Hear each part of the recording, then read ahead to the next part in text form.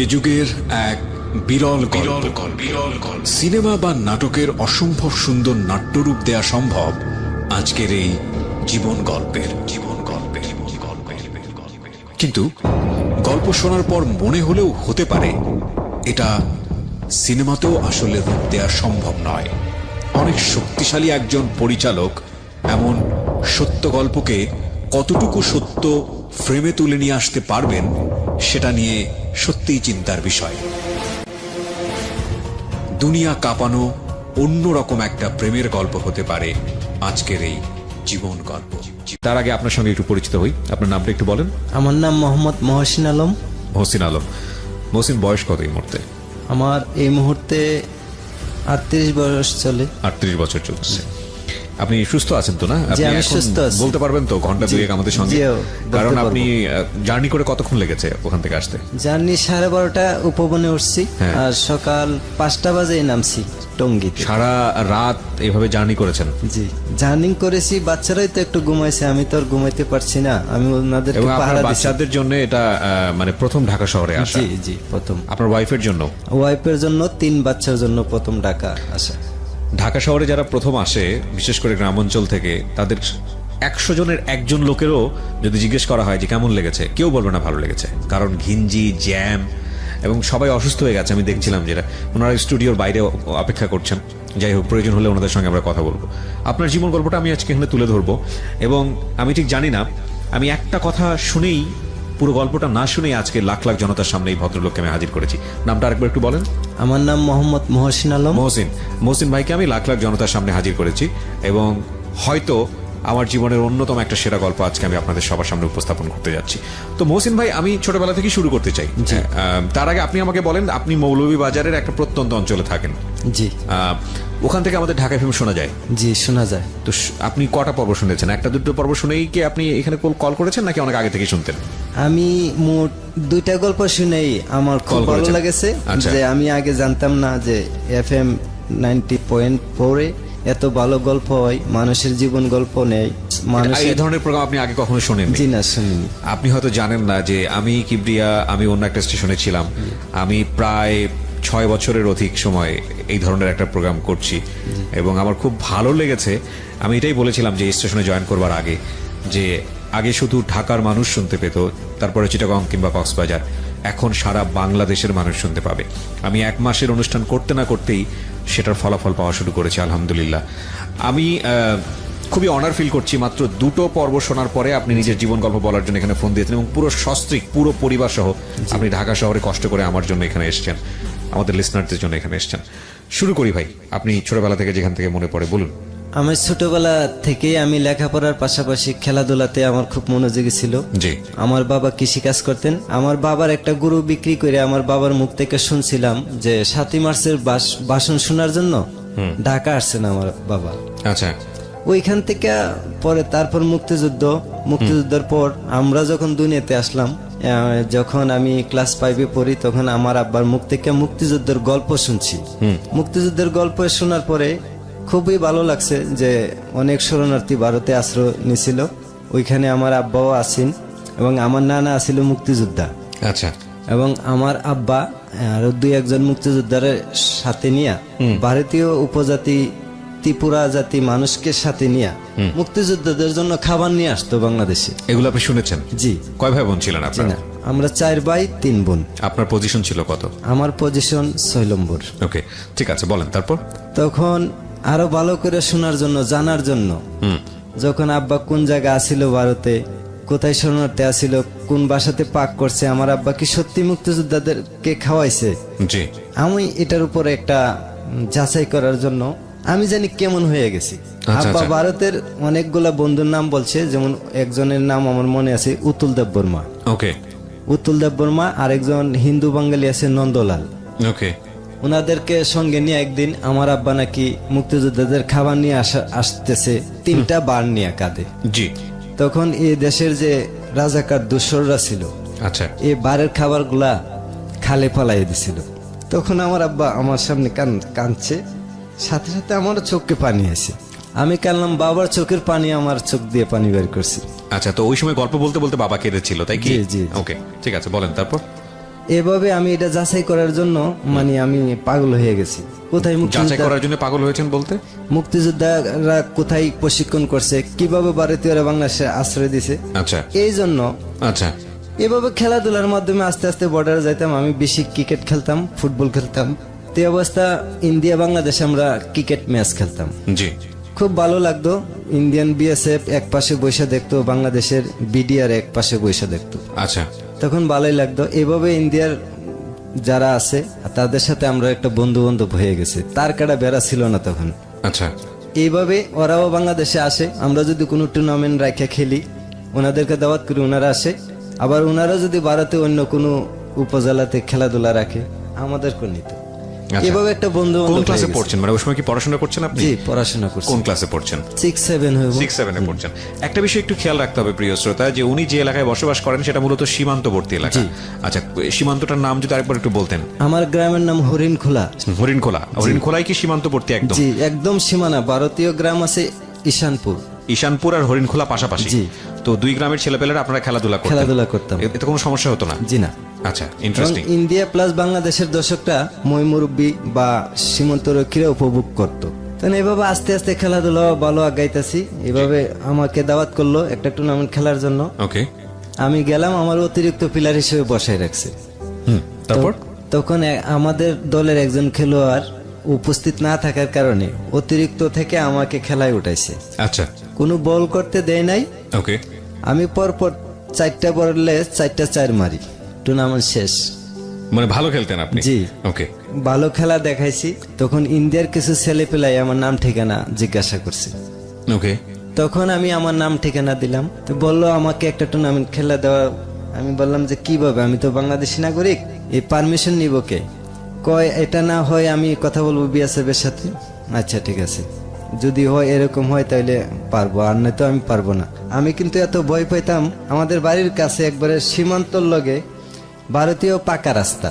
জি। এখানে বাস, ট্রাক এবং ভারতীয় সৈনিকদের গাড়ি রাতে দিনে 24 ঘন্টায় চলাচল করত। আচ্ছা। আমি একটা গাড়ি দেখলে অন্তত পক্ষে 100 গজলে দৌড়াই বাংলাদেশের ভিতরে আসতাম, এত বই পাইতাম।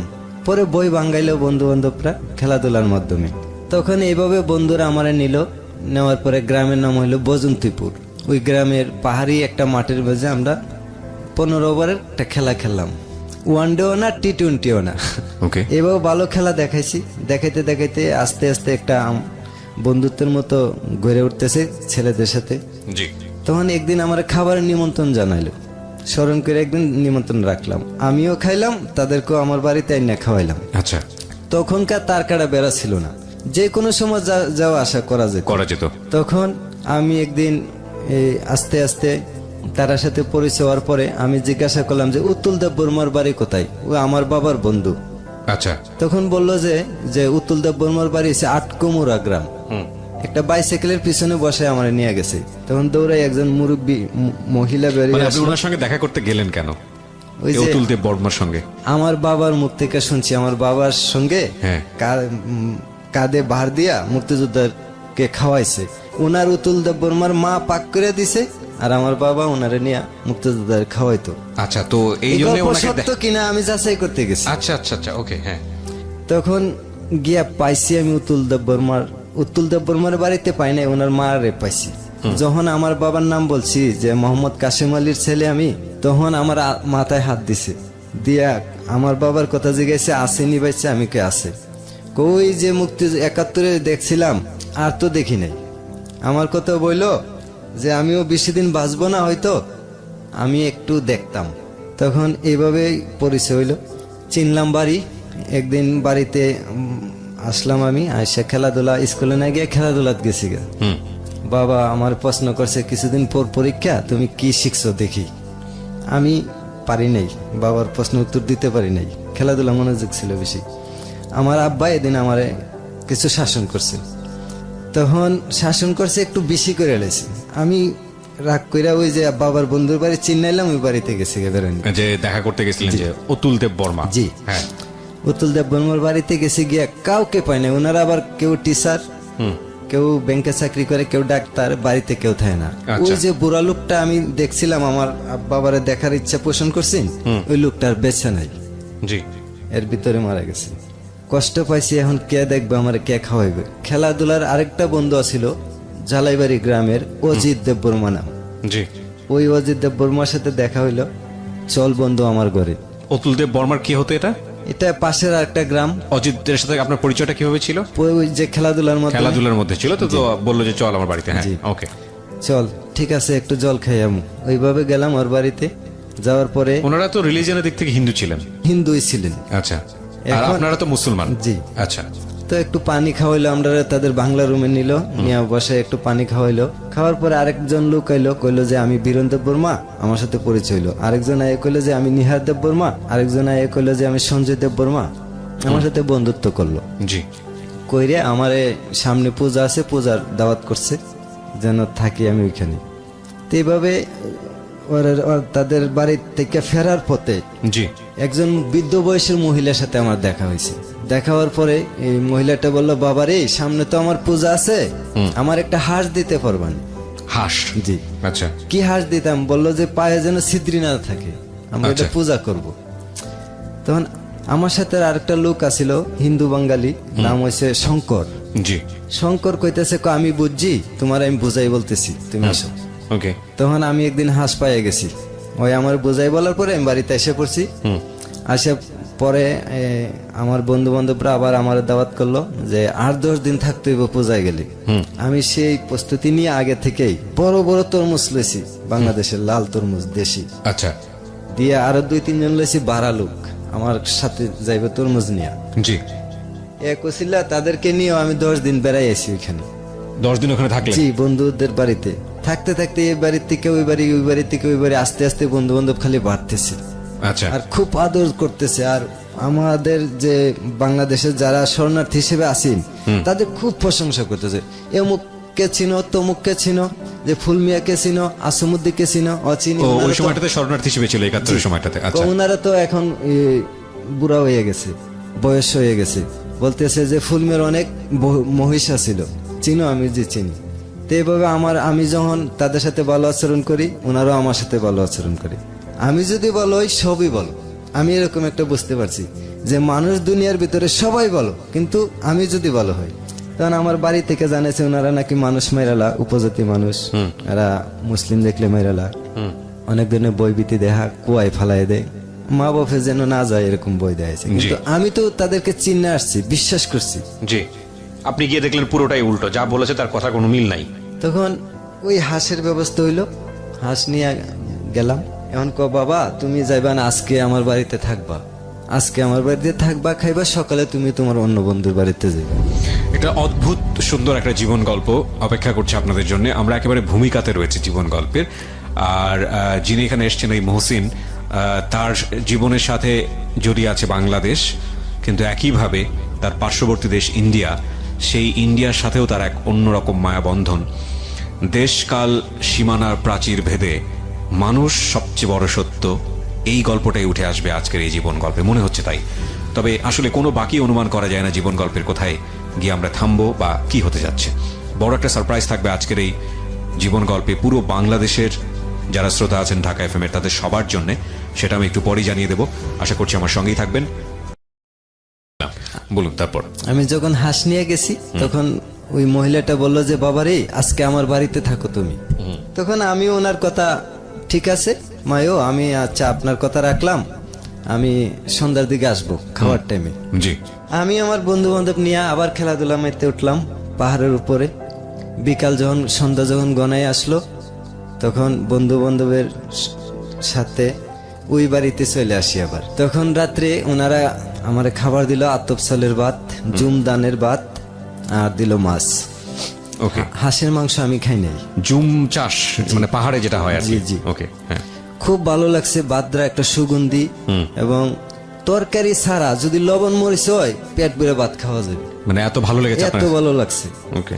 তখন এইভাবে আমি এই রাতটা কাটাইলাম। পরের দিন রাত পয়সে পরে সুন্দর একটা মেয়ে দেখা পেলাম এই বাড়িতেই, আমার দেখে হাসতেছে। তে আমি ওই মহিলাটার জিগাইলাম যে উনি কে? কয়টা আমার মেয়ে। যে মহিলার জন্য আপনি হাঁস নিয়ে গেছেন? আচ্ছা। খাবারের সময় হইলো সকালে, ওই মেয়েটাই খাবার নিয়ে আসছে।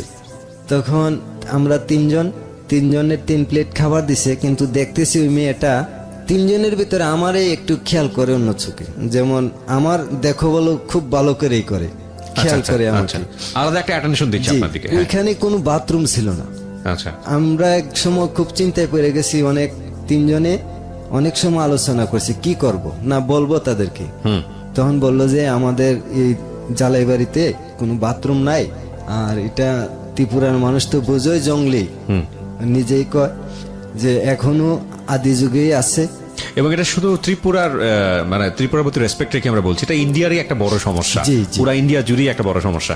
হ্যাঁ বলেন। ত্রিপুরাতে বেশি ছিল তখন।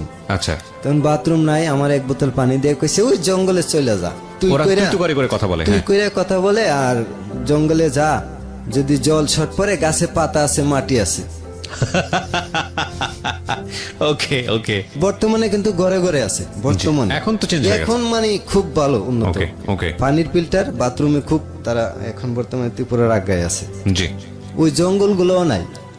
ভারত সরকার কিছু সহযোগিতা করে বর্তমানে রাবার বাগান লাগাই দিছে। আচ্ছা, এইভাবে পরিচয় হইলো, মানে মেয়েটা আমারে একটা গামছা পাঁচরা দিল, যে আমি জিন্সের প্যান্ট পরে গেছিলাম, যে তুমি এটা খুইলা পাঁচরা একটা বেজাইবা, একটা পুকুর আছে, আমি তো কুয়াতে জল তুলে দিতে হয়, ভাবলাম এই টানাটানির চেয়ে ছোট্ট একটা পুকুর আছে, এটাতে গোসল দিব আজকাল, যেমন হোক পানি, ওইখানে গোসল দিলাম, ভালো লাগছে।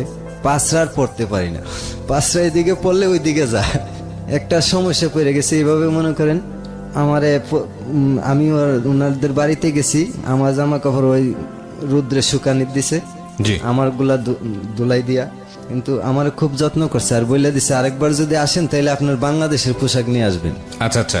ওখানে কি আপনি কি ওদের পোশাকই পরতেন, লুঙ্গি টুঙ্গি যেটা হয়? প্যান্ট একটা শার্ট পরে গেছিলাম। ও আচ্ছা আচ্ছা। তখন এভাবে ঘুরাইতে ঘুরাইতে আইসা পড়ি বাংলাদেশে। বাংলাদেশে আইসা মারে শোনাই, বাবারে শোনাই, বাবা খুব খুশি হয়েছেন এই কথা শুনে। বাবার বন্ধু বান্ধব পরিচিত লোকদের, বাবা যে যে জায়গায় গেছে আমি এই জায়গায় গেছি, বাবা যে কথা বলছিল মুক্তিযোদ্ধাদের শরণার্থী ক্যাম্প এখানে ছিল, এগুলো আমি দেখছি, এবং পঞ্চবটি শিবির এখনো একটা আছে। এত ভালো লাগছে, আমি এখন আর বাংলাদেশে মন টিকে না, লেখাপড়া তো শেষ গেছে, যাই অবস্থা। কোন ক্লাসের ঘটনা এটা? তখন আমি ক্লাস 8 পাস করছি। ক্লাস 8 পাস করছেন, ওকে। তখন আমি ওই বজন্তপুর দিয়ে বাংলাদেশে আইসা পড়ি। বাংলাদেশে আসার পথে আমরা যে দিকে আসতেছি, এখানে বিএসএফ এর একটা ক্যাম্প আছে, বিরাট বড়, অনেক বড়, অনেক বড়। এই ক্যাম্পটার কাছ দিয়া একটা রাস্তা গেছে বজন্তিপুর। জি। চা বাগান, এক পাশে চা বাগান, আরেক পাশে এমনিতেই কিছু জমি আছে, আর এমনি পড়ে রয়েছে অনেক জমি, বন জঙ্গল।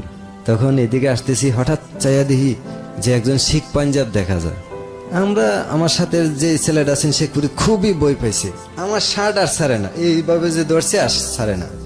কতটুকু সামনে আসছি, আয়সা দিহি শিখ পাঞ্জাবের মাথা, আমরা দূর থেকে শুধু মাথা দেখছি, অনেক উঁচা লম্বা দাড়িওয়ালা। আরেকটা লোকের মাথা দেখা যায় আরো 5 আঙ্গুল নিচে, ওনার 5 আঙ্গুল ছোট, আর কিছু দেখা যায় না। কতটুকু সামনে আগাইছি দিই 12-13 জন বিএসএফ সাথে। ওকে। সিভিল পোশাক ছিল, পিডি শু আর খাকি প্যান্ট, সাদা গেঞ্জি। বিএসএফ গুলার পাঞ্জাবিরা ছিল ঠিক পাঞ্জাবি, ওই দাড়িও আছে, পাগড়িও আছে মাথায়। আরেকজন শিখ, নাম হয়েছে মানে আব্দুর রাহিম, উনি মুসলমান ছিলেন, কিন্তু ওই তার ফুসটা ছিল শিখ, শিখ পাঞ্জাব কইতো, এরকম আর কি। আমরা যেটা বুঝতাম তখন, আমরা দেখে সেটা বলতেছি, আমরা কিছু না কিছু প্রশ্ন করব, আমরা পোশাক আশাক জুতা বেল দেখলে বাংলাদেশি চিল মারা বুঝে ভালাইব। আচ্ছা, চলো আমরা দক্ষিণ দিকে ফিরে প্রস্রাব করি, দাঁড়ায় দুজন দাঁড়ায় প্রস্রাব করলে বুঝবো যে আমরা ইন্ডিয়ার লোক। আচ্ছা, কারণ আমরা তো বসে প্রস্রাব করি। তখন আমরা দাঁড়ায় প্রস্রাব করতে লাগলাম, ওনার আমরা পিছন দিয়ে কাটতে যাইতেছে, আমরা পার হয়ে গেছে গা। তখন কৃষ্ণা কই একটা ছেলে আছে, গুরু টুরু রাখতো, ভারতীয় হিন্দু বাঙালি, ওই কইতেছে দোষ জাগা জাগা, আমি কিছু কমো না, তোরা জাগা। আমরা প্রস্রাব করে শেষ করতে পারছি না, 10-12 সামনে গিয়ে বলে দিছে 2টা বাঙালি, বাংলাদেশ থেকে এসে শেখ, আর দিছে আমরা দৌড়ানি, আমরাও দিলাম দৌড়। দৌড়ান্তি দিছে, কিছু একটা জিজ্ঞাসা করলো আমরা, আসলে কিছু করতো না ওনারা, কিছুই করতো না বাঙালিরে। মানে এইরকম একটা সম্পর্ক ছিল। জি জি। আপনি যে সময়ের গল্প বলছেন, এটা কত সালের গল্প? এটা 1996 দিকে। আচ্ছা। তখন আমরা এদিকে পার হইয়া পড়ছি দৌড়াইয়া, আমার সাথে যে বন্ধু ছেলেটা বাড়ি তো আইসা বসবে না, দৌড়ে নিয়ে যাবে, এরকম ভয় পেয়েছি। আচ্ছা, এরকম একটা ভয় পেয়েছে সে। হ্যাঁ। তারপর আস্তে আস্তে আমরা বস আমার বোনের বাড়িতে আসলাম, একই গ্রাম, পাশের বাড়ি। বোনের বাড়ি থেকে যাওয়ার পরে বনে বাজলো খই, ধান দিয়ে খই বাজছে। খই বাজার পরে কি আমরা ধান বাচ্চা খামু, এটার একটা বাসা লাগে, কিন্তু আমরা না বাচ্চা আপরে খাইতেছি, দৌড়াইছি যে বেশি। পরে বইনে করলো আজ পর্যন্ত এই অঞ্চলের কোনো রেকর্ড নাই, একটাই রেকর্ড আছে যে এখানে আমাদের বিডিআর ক্যাম্পের প্লাগটা উড়ে এখানে একটা লাশ আছে। যেমন কইলো যে একজন লোক তারাবি নামাজ পড়িয়া টুপি খুইলা সাচ্ছি ভরা কোরআন শরীফ মুখস্থ ছিল, খালি শুইতে গেছিল, দরজা বরাবর ব্রাশ ফায়ার করে মেরে দিছে, যে এখানে সে লাশটা পড়ছে এখানে প্লাগটা উড়ে আর বিডিআর ক্যাম্প হয়েছে। এটা আপনাদের লোক কথা, ওইখানকার লোক প্রচলিত আছে। হ্যাঁ, বাস্তব, এটা সত্য ঘটনা। আচ্ছা, একজন খারাপ লোক মারতে আইয়া ভালো লোক মেরে গেছিল। ও যাক, এইদিকে যাবো না। তারপর বাড়িতে আসা করি, আমার তো আর ভালো লাগে না। আমি যে আদর পাইছি ইন্ডিয়াতে, ত্রিপুরারা, হিন্দু বাঙালিরা বা লেবাররা যে আদর করছে, আমি তার সাথে ভাষা এবং মিল্লা চলে আসতে পারছি, আমার খুবই ভালো লাগছে। এরকমটা বাংলাদেশ তখন ছিল না। আর আমার ভালো লাগতো না লেখাপড়া, মা বাপ যতই আমার পড়ার টেবিলে বসাইতো, আমার চৌকে কিন্তু ওইগুলোই বাসতো। কি দেখলাম, পাহাড় পর্বত, কি সুন্দর মনোরম পরিবেশ, মানে কেউ কাউরে লাগালাগি নাই, গরু বাছুর পালাপালি নাই, ছেড়ে রাখছে, দমছে খাইতেছে, বাচ্চা দিতেছে খাইতেছে, ডাক দিলে বাড়িতে এসে পড়ে গরু, দুধ দেয়। এইভাবে বেশি দুধ দিয়ে খাইছি, দুধ বেশি। মানে ওরা তো সবাই ত্রিপুরা ছিল না, ওদেরকে কি বলা হতো? মানে আমাদের যেমন বাঙালি বলে, ওদেরকে কি বলে? দেববর্মা। দেববর্মা বলে। আচ্ছা আচ্ছা, ঠিক আছে। তখন আবার আমি ওইখানে যেই ভদ্রমহিলা, বা সে সময় তো আসলে কিশোরী বলবো, যার বাড়িতে আপনি এই হাঁস দিলেন ওদের পূজা সম্পন্ন করার জন্য, ওনার নাম কি ছিল তখন? শান্তনা দেববর্মা। আর ওনার মেয়ে যে আপনাকে একটু অন্য চোখে দেখতেছিল, তার নাম কি ছিল? তার নাম ছিল সোনুমালা দেববর্মা। সোনুমালা দেববর্মা। ওকে, অদ্ভুত একটা স্টোরির দিকে আগাচ্ছি আমরা, একটু মনোযোগ দিয়ে শুনবেন, কারণ আমরা ব্যাকগ্রাউন্ডে আছি। দুইটা এনভায়রনমেন্ট আলাদা, দুইটা কালচার আলাদা, এবং সম্পর্কটা কোন দিকে যাচ্ছে উই ডোন্ট নো, বাট কিছু একটা ঘটবে যেটা আনথিঙ্কেবল। বলুন। তারপর তখন আমি আবার পড়ার টেবিলে মন বসে না, আমি আবার কাপড় চাপড় গোছাইতেছি, যে এবার ভালো করে বলছিল যে কাপড় নেওয়ার জন্য, বিএসএফ এর ভয় থাকার পরেও আপনি যেভাবেই হোক না কাপড় চোপড় নিয়ে আবার যাবেন। আস্তে আস্তে বিএসএফ এর বইটা আমার কাইটা উঠতেছে, আর আমি ভালো করে আমার কাপড় লইছি, আমার বড় ভাইয়ের কাপড় লইছি, ব্যাগটা টাস করে বাঁধছি, বাইন্দা ওই আবার রওনা দিলাম ওইদিকে একা। যাইতে যাইতে যাইতে যাইতে কিছুক্ষণ ভিতরে গেলাম, একটা ডিপ কল আছে ভারতে, 16-17টা মুখ দিয়ে একবারে পানি আসে, এখান থেকে পানি খাইলাম, মিষ্টি পানি। পানি খাওয়ার পরে সুমন কো একজন হিন্দু বাঙালি আছে, সে আমার ব্যাগটারে আম গাছের টিলায় নিয়ে তুলে দিয়ে আসে। তখন আমি টিলাটা, বাকিটা পাহাড়, একটু মরুভূমির মতো, ঘরবাড়ি নাই। একসময় ছিল ওইখানকার উগ্রবাদীরা আগুন জ্বালায় পুড়ে দিছে, কিভাবে একটা দাঙ্গা হয়ে পুড়ে গেছে আমার সঠিক খেয়াল নাই। আমি এইদিকে হাঁটতে হাঁটতে যাইতে যাইতে একটা পাহাড়ের ভিতরে দেখি একটা এরকম লতা, এভাবে পেঁচাইতে পেঁচাইতে একটা কুরসা গাছ, একটা পিছলাই গাছ, মানে কয়েকটা পাহাড়িয়া গাছ পেঁচাই রাখছে আর কি। মনে মনে কই যে এই লতাটা তো খুব সুন্দর, আমি যাইতে নিয়ে যাবো, লতাটা নিয়ে যাবো, এরকম লতা বাংলাদেশে নাই। যখন ধরতে গেছি, পট করে চাইদি লতার নিচে একটা মুখ দেখা যায়, একটা জিব্বা বের হয়েছে, এবং লতার কালারের সাথে একদম এক কালার। জি, এটার কালারটা ছিল বেতলত, জালি বেতের মতো সাদা। জি, আমি এরকম দেখিনি, আমার কান আঙ্গুলের মতো চিকন। আমি একটা অনুমান করছি 6 পেঁচ 3 গাছ নিয়া, মানে এটা কি সাপ আসলে, তাই তো? 6 পেঁচ যদি 6 হাত করে হয়, 318 হাত লম্বা। ওরে বাবা, আমার জীবনে এরকম সাপ দেখি নাই। তখন আমি তো বেত মনে করে ধরে লেছিলাম, কিন্তু আমি যদি মাথার জিপটা না দেখতাম নিচে এরকম করে, নিচে এই পাগড়ির ভিতর দিয়ে নিচে এরকম করে, মাথার নিচে ছিল। জি, ওকে। দেখার পরে আমি আস্তে করে সরে গেছি গে, আমি পড়ছি ইন্নাহু ইয়াকিদুনা কাইদ ওয়া কিদু কাইদ, সালামুন আলা নুহিল ফিল আলামিন, সালামুন আলা নুহিল ফিল আলামিন। বই পাইয়া আমি কিছু দুই একটা দোয়া জানতাম, আমার দাদা মক্তব দিয়ে গেছে, আমাদের দাদা দান করে গেছে, এটা বাড়ির একবারে বাড়ির পাশে, যার কারণে এগুলো একটু জানতাম। আচ্ছা। তখন এই বইটা পাইয়া পাইয়া আমি গেছি, আমার উঠছে জ্বর, যাইতে যাইতে জ্বর উঠছে। এক বট গাছ তলে গেলাম, গিয়া খুব রুদ্র। আপনার বাড়ি থেকে ওই ভদ্রমহিলার বাড়ি কত দূর ছিল? 4 কিলোমিটার। 4 কিলোমিটার। এগুলো হেঁটে যেতে হতো? জি, পাহাড়ের উপর দিয়া। বট গাছ তলে বসলাম, খুব পানি জানে চাইছিল আমার, বয়ের ছুটে জ্বর এসে পড়ছে শরীরে, কিন্তু পানি না। বট গাছের তলে 15 মিনিট বহার পরে পানির কাজ হয়ে গেছে বট গাছের ছায়া, এত মিষ্টি ছায়া বট গাছের, বড় বট গাছের। যাক, একটু ঠান্ডা হওয়ার পরে হাঁটতে হাঁটতে যাইতেছি, একটা টিলা নামতেছি পাহাড়, এগুলো থেকে আশেপাশে কোনো লোকজন নাই না? জি না। মানে কতটা সুন্দর হতে পারে মৌলভীবাজার চা অঞ্চলে যারা বেড়াতে গেছেন বা এইসব পাহাড় দেখেছেন ওইসব ত্রিপুরা অঞ্চলের, তারা বুঝবেন যে আসলে ও যেটা বর্ণনা দিচ্ছে সেটা আসলে প্রকৃতি মানে নিজের হাতে সাজিয়েছে এরকম সুন্দর। আমার একবার যাওয়ার সুযোগ হয়েছিল, যে কারণে আমি ওকে মানে বুঝতে পারছি আসলে ও যেটা বলতে চাচ্ছে। হ্যাঁ, তখন আমি এইভাবে যাই গিয়া পুকুরের পানিতে, একটা ছোট একটা পুকুর, ওই যে গোলাপ পানি, জি। এটাতে একটু হাত মুখ ধুইলাম, ধর পানি হাতে নিয়ে দিই, হাতে নিলে পানি পরিষ্কার, কিন্তু ওই পুকুরে পানি গোলা, মাটির রং এটা। তখন এইভাবে যাই, আস্তে আস্তে যাই, উপরে উঠতেছি, ওটার পাহাড়ের উঠতেছি, জালাই বাড়ি, যে মহিলাটা আমার একটু ভালো পাইতো তার বাড়ির উদ্দেশ্য করিয়া। এমনিতেই তার ভাবি একজন আছে, টিএসআর এর মেজর উত্তম দেব বর্মারের বউ। তো উনি আমার কইতাছে শান্তনা শান্তনা কয়ে ডাকতেছে, মেয়েটার নাম তো শান্তনা ছিল, শান্তনা কি জানি একটা কয়েকবার বাসা দিয়ে কইছে যে ওই ছেলে ডাইছে। হে দৌড়াইয়া বেরোইছে, বাড়িয়ে দেখছে ওর পরনে মনে হয় কোনো খারাপ অবস্থা ছিল, পারিবারিক কাজ করতেছে আর কি। সে মাথাটা একটু বের করে জানলা দিয়ে, দক্ষিণের জানলা দিয়ে মাথাটা বের করে আমার দেখলো, দেখে আমার হাত দিয়ে ডাক দিছে, আইসা পড়ো, সমস্যা নেই।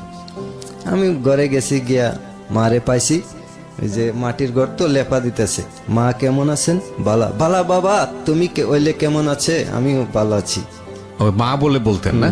মা ডাকতাম, যেহেতু মা সন্তানের মতো আদর করতো, আমার আগলাই রাখতো। আচ্ছা, ওনারা ফ্যামিলি মেম্বার কয়জন ছিল ওনাদের? ওনারা ছিল 6 ভাই 3 বোন। বাবা?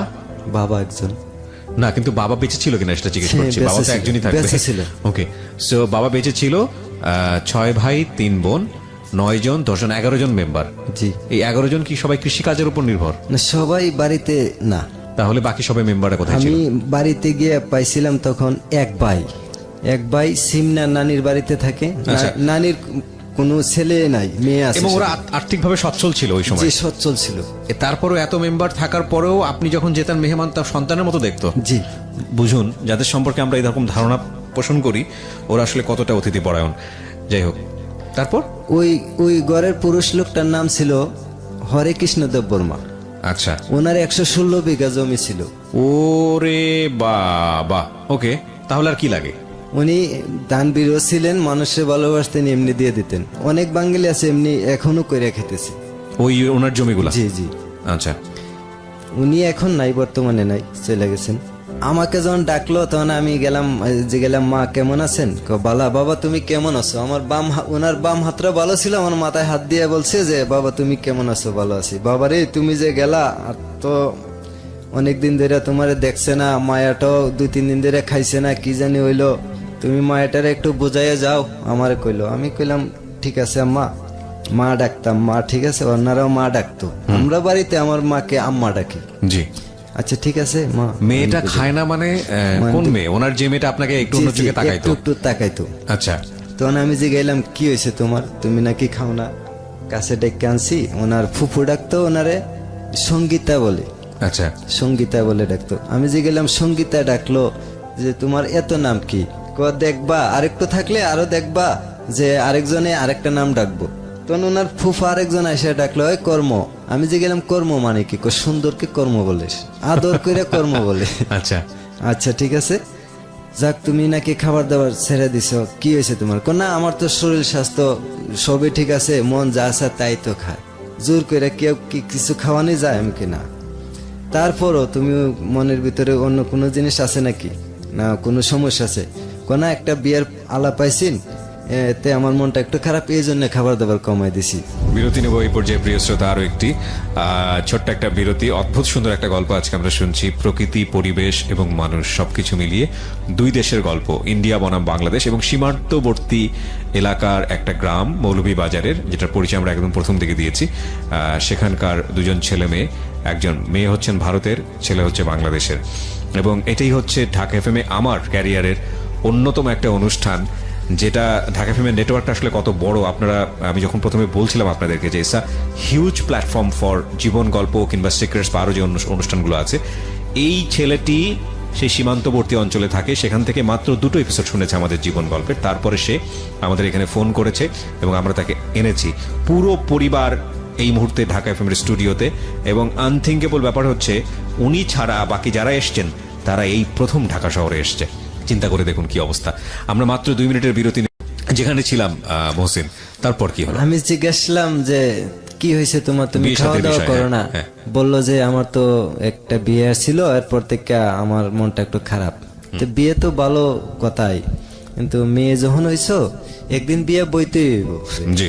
সে বলল যে কথাটা তো ঠিক, কিন্তু আমার তো একটা পছন্দ আছে, ব্যাপার আছে, রাইট। কি তোমার পছন্দ কি আমারে বলো, যে আমি মারে বলবো। বললো যে তোমার কি বলবো, তুমি কি বুঝো না আমার কি পছন্দ? আমি কি না, আমি বুঝি না। আচ্ছা যাক, বুঝাবুঝি পরে, আগে বলো পাত্রটা কে, চিনো তুমি? আমারই একজন ফুফাতো ভাই, কিন্তু বয়স্ক অনেক বড়, আমার বড় ভাইয়ের বড়। তাইলে এটা কেমন করে হয়? তারপর আমি এই কথা বললে আচ্ছা ঠিক আছে আমি একটু আসি, তখন আমার হাতে টান দিয়ে ধরছি মেয়েটা। আচ্ছা, কর্ম? জি, সান্ত্বনা। সান্ত্বনা কর্মসঙ্গীতা একটাই। আচ্ছা, জি। আমার হাতে টান দিয়ে ধরছে, আমি তুমি আমার হাতে টান দিছো, যদি দেখে তোমার ভাইয়েরা তাইলে তো আমাকে শেষ। আমার আব্বা বলছিল যে কাইটটা কুয়াতে ফেলাই দে, এটাই সত্য হবে। ওকে।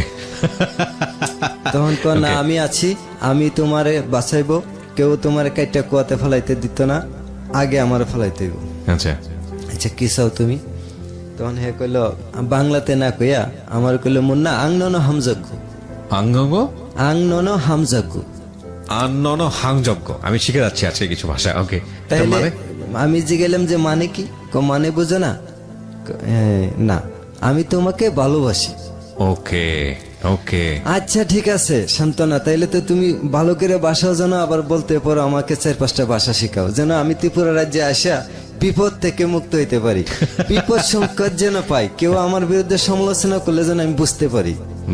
তখন সে বললো আচ্ছা ঠিক আছে, এই বরক পয়তঙ্গ লোকক সমান কইয়া চলে যাইতেছে। আচ্ছা, কি কি তুমি কি বলছো? মানে আর কিছু বলে নাই, হয়ে গেছে গা।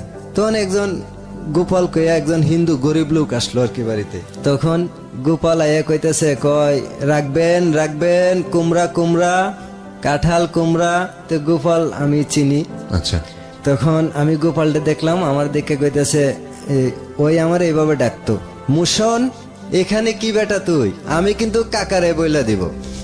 আমারে কইতেছে, আমি ঠিক আছে যাও যাও, তোমার তো মাথা ঠিক নাই, তুমি বইলা দিও কাকারে। তুমি কাকার দ্বারা যাইতে যেতে কিছু মনে থাকবে না, আমি আবার কইতে বলতেছি। তখন ওই আবার আসছে, আমি বললাম যে তুমি কি বলে গেছিলা? হয় আমি বলছিলাম যে বরক পয়তঙ্গ উল্লোকক সমান, তার মানে লোক আসতেছে পরে কথা বলবো। এর কারণ কি, লোক তো এটা গোপাল করে, গোপাল তো বাঙালি, বাঙালিরা আমাদেরকে অনেক হিংসা করে।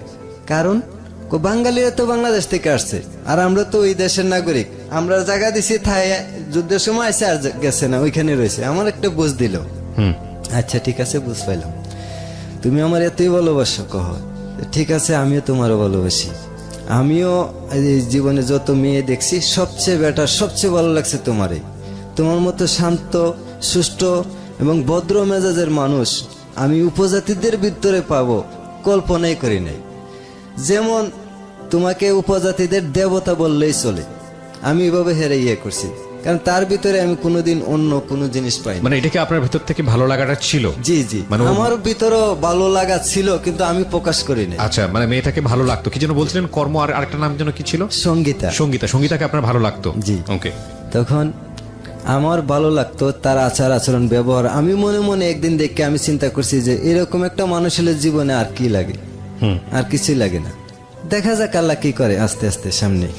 তখন সে যখন আমার ভালোবাসার প্রস্তাব দিছে, আমিও তাকে প্রস্তাব দিছি, তাকে আমি নিরাশ করি নাই, হাসাইছি। কারণ নিরাশ করলে যদি আমার ক্ষতি হয়, আমি ওই দিকে খুব খেয়াল রাখতাম আমার নিজেকে নিয়ে। কারণ ওই দেশে আমি একদিন নিজেও দেখছি, ওই দেশে বেড়ানি থাকা অবস্থা গরু চুর উঠলো বাংলাদেশ থেকে, দৌড়াইয়া ধরলো চোর, ওরাই ধরলো চোর চোর করতে করতে চোর দৌড়াইতেছে। এখন যদি আমি ঘরে শুয়ে থাকি তাইলে আমি চোর আনছি, আমিও দৌড়াইলাম চোর চোর কইয়া।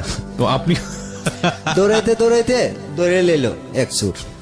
আচ্ছা, দৌড়াইতে দৌড়াইতে মনে করেন দৌড়ে লইলাম একজন, আমার হাতে ধরা পড়ে নাই, কিন্তু আমার পরিচিত লোকজনের হাতে ভারতের ভিতরে ধরা খাইছে। আমরা প্রথমে গরুর পায়ের ছাপ দেখে দৌড়াইলাম পিছনে, পরে ঠিক গরু পাইয়ে গেছি। আগে গরু পাইছি, 2টা গরু আবার গাবি ওইখানে রাস্তায় বাচ্চা দিছে, যার কারণে 2টা নিয়ে আগাইতে পারছে না, একটু সমস্যা ছিল চোরা নয়তো। মানে কি ওই ত্রিপুরের যারা ছিল ওরা গরু ছেড়ে দিয়ে রাখতো, আর এখানে আমরা বাঙালিরা গিয়ে চুরি করতাম? জি, কোন কোন কোন গরু আছে এই ঘর আছে মনে হয় বড় বড় গাছ দিয়া ফাঁকা ফাঁকা করে করে গাইরে রাখছে, এটা একটা ঘর। ও, এরকম আছিল আর কি, যেমন চুরি চুরি চুরি করলে করাটা খুব সহজ ছিল। চুরের যেন কষ্ট না হয় চুরি করতে, এরকম ভাবে ওরা গরু পালতো। মানে কি, মানে চোরের কষ্ট না হোক? ওনারা তো ঘর বাড়ি বানাইতো না গরুর জন্য, গরু ছাড়া থাকতো, ফসল আবাদ করতো কম, জুমের সময় খালি একটু বেড়া টেরা দিয়া। আচ্ছা, ওই পাহাড়ে যেটা হয় আর কি। আচ্ছা আচ্ছা, পাহাড়ে তো গাছের অভাব নাই, গরু ইচ্ছা মতে খাইতো। ওকে। তখন দৌড়াইলো, দৌড়াইয়া ধরলো, ধরার পরে ওই যে এক চুর লুকাইয়া গেছে গাছে গাবি বাচ্চা সহ চুরি করে আজকে নিয়ে যাইব। গরু যখন কষ্ট করে আনছি এত পথ, বাকি পথ নিয়ে যাম, এরকম একটা মনোভাব ধরছিল আর কি। লুকাই আছে। তখন উপজাতিরা এরা খুব চালাক, তারা দেশীয় অস্ত্র তীর ধনুক লয়ে বের দিছে একটা জঙ্গল। বের দেওয়াতে দুইটা শিয়াল পাইছে, শিয়াল দুইটা মারছে, শিয়াল দুইটা মারছে, মারা একজনের দুইজনে কইরা এর মধ্যখানে ঝুলাইয়া বাইন্দা পাও দিয়ে ঝুলাইয়া বস লইয়া যাইতেছে। আর আমরা অপেক্ষা করতেছি, আমরাও বেরের এক মাথায় আছি, অনেক বড় জঙ্গল এটা, আমাদের কাছে কোনো খবর আসে না। ওই বেরের মাঝে ওরা চিরুনি অভিযানের মতো মনে করেন থাবাই থাবাই পায়ে লিলে এক সুর শুয়া রয়েছে। এটার 3-4টা ফাড়া দিছে না গায়ে দিছে, এটা উফ শব্দ করে নাই, যেন না বুঝে আমি আছি। হালকা পানি, হালকা জঙ্গল একটা জায়গা, পাহাড়ের থেকে পানি সুর ধরে যে এখানে পড়তো, এটা একটা কুয়োর মতো হয়ে গেছিল এখানে। ধরে নিচে নেওয়ার পরে ওই বাড়িতে একটা টেবিলের ভিতরে উল্টা শোয়া অনেক পিড়াইছে দেখছি, আমার আবার দেখতেও দিত না। এই মেয়েটা আমার দেখতে দিত না, কইতো আমি খুব ভয় পাই, আমি ভয় পাই, তুমি ভয় পাই না? না, আমি ভয় পাই না। লোকটার মুখে দিয়ে দাড়ি দেখা যায়, আমার একটু মায়া লাগতেছে আর কি। চুর হইলো মানুষ তো, সে তার তো একটা বিচারের মাধ্যমে নেওয়া উচিত, কেন চুরি করে বা কিভাবে আসে ভারতে, একটা যাচাই বাছাই না করলে তো চুর সারা জীবনই করতে থাকবো। জি। আর যদি যাচাই বাছাই করতো তাহলে তো বুঝলো যে কে কে ইন্ডিয়ার চুর ছাড়া কে বাংলাদেশের চুর উঠে ইন্ডিয়াতে, ইন্ডিয়ার চুরে দাওয়াত করে নেয়। তখন এইভাবে এটা মনে করেন কিছু জিগাইব, এরকম লোক আসার আগে ওই অজ্ঞান পিডাইয়া আর দেখলাম না মরছে না বাচ্চা আছে না কোন জায়গায় নিয়ে ফালাইছি। পরে ওই মেয়েটার কাছ থেকে শুনলাম যে তাদের গ্রামে একটা কুয়া আছে, প্রায় 10-15 জন এ পর্যন্ত ইন্ডিয়া বাংলাদেশের চুর এটাতে ফালানো হয়েছে। ওহো, বিনা বিচারে। ওইখানে আমি দেখতাম ভারতীয় কোনো পুলিশ আগে যাইতো না, কিছু কিছু আসাম রাইফেল যাইতো 100 ভারী অস্ত্র শস্ত্র লইয়া।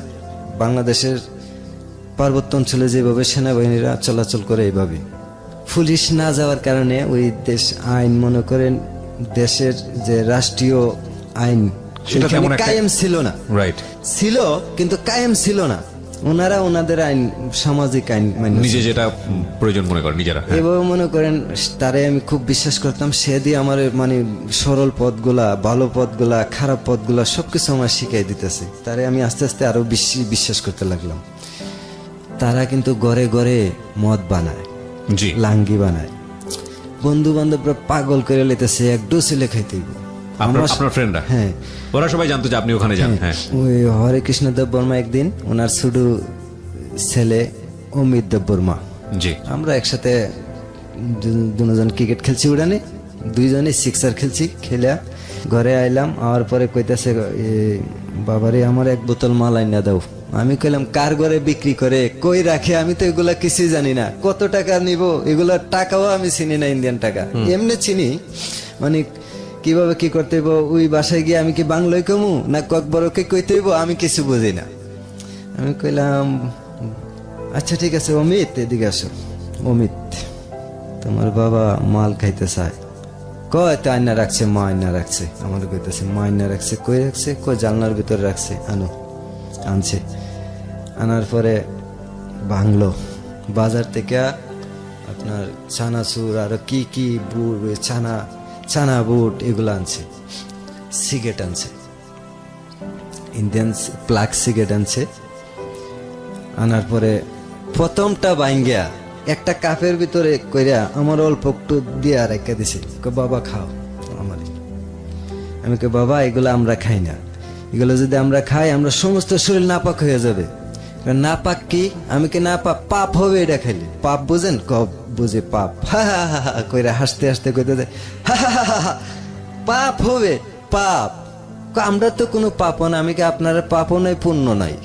যদি পাপ থাকতো তাইলে পাপ করতেন না, যদি পুণ্য থাকতো তাইলেও পাপ করতেন না, পুণ্যের চিন্তা করতেন। পরে না এটা খা, আমি কই না এটা আমি খাইতো না। এখন হে আর খায় না। অমিত কইল কি ব্যাপার, আমার হে কইতাছে একটা কাজ করো, তুমি খাও আর নয়তো পিছন দিয়ে ফেলাই দিয়া খাইছি। আচ্ছা ঠিক আছে, বুদ্ধিটা ঠিক আছে। আমি একটু লইয়া পিছন দিয়ে ফেলাই দিয়া কইলাম নেন খাইছি। তখন ঠাস করে আমার একটা কানের ভিতরে দলাই ভাবে আমি বুড়া হয়েছি, আমার চক্ষুটা তো বুড়া হয়েছে না। আমি ব্রিটিশ যুদ্ধ করছি, আমি বাংলাদেশের মুক্তিযুদ্ধ করছি, আমি অনেক শাসন করছি, অনেক সম্পত্তির মালিক, আমার অনেক সম্পত্তি মানুষে খাইতেছে কানে দৈরা এভাবে, কিন্তু আমি কারো কাছ থেকে কাইরে আনছি না। তুমি মিথ্যা কইছো করে পাপ আমারে শিখাও। কয় আমি থানা চাকরি করছি, আমার এখনো চাকরি আছে, আমি করি না, তুমি আমারে পাপ পুণ্য শিখাও। আমার কইতেছে আমাদের ভিতরে পাপ পুণ্য আছে। ওকে, ভেরি গুড। আমাদেরও ধর্ম আছে, আমরাও পাপ পুণ্য বুঝি, কিন্তু এটা আমাদের কালচার। এটা আমার ছেলে টিএসআর এর মেজর বাড়িতে আসলে তো আমি এই মাল দিব, আমার ছেলে আনবো মাল বিদেশি আইনা আমারে দিব, আমি খামো। আমাদের কালচার, আমার বিয়ে শাদী জন্ম মৃত্যু এগুলো ছাড়া হয় না। আচ্ছা আচ্ছা, ঠিক আছে, আমি মান্য নিছি। কারণ ছেলে লেখাপড়া করলো, বিয়ে শাদী পূজা বিভিন্ন অনুষ্ঠানে ছেলেদেরকে কেউ কিছু বলে না, খাও ইচ্ছা মতো খাও চলো, কিন্তু দরবার যেন বাড়িতে না আসে। এভাবে ওই মহিলাটা, ওই মেয়েটা এক চোখ করে তাকাই রইল, আমি নি খাই। মহিলা বলতে এই মেয়েটা সঙ্গীতা। আচ্ছা, সঙ্গীতা, হ্যাঁ। আমি নি একটু খাই, এরকম করতে সে খায় না খায় না খায় না, খুব কষ্ট পরে যে গেলাম কি করতাম, কয় কি করবা, মুখটা দিয়ে একটু জিব্বাত লাগাই দাও। আমি একই তো হইলো, মানে আপনি না খাওয়ানো তো উনি খাচ্ছে না, এরকম কি? হ্যাঁ, খাচ্ছে না, না আপনাকে খাইতে হবে। এটা ওদের কালচার। মোল্লা মানুষ গেল দিবে, খাইলে খাও না খাইলে না, এরকম পরিস্থিতি আর কি তখনকার। বর্তমানে অনেক পার্থক্য আছে, অনেক ব্যবধান আছে। তখন কি করব, জিব্বা দিয়া মুখটা দিয়া জিব্বায় লাগাইলাম, ছায়া দেখি যতটুকু ভিতরে গেছে ফুরতে ফুরতে ফুরতে ফুরতে ছাই হয়ে যাইতেছে ভিতরে, কোনো কিছুই আমার ভালো লাগে না। এরকম হয়েছে আর কি। হঠাৎ জীবনের প্রথম বিড়ি সিগারেট কিছু খেতাম না আমি।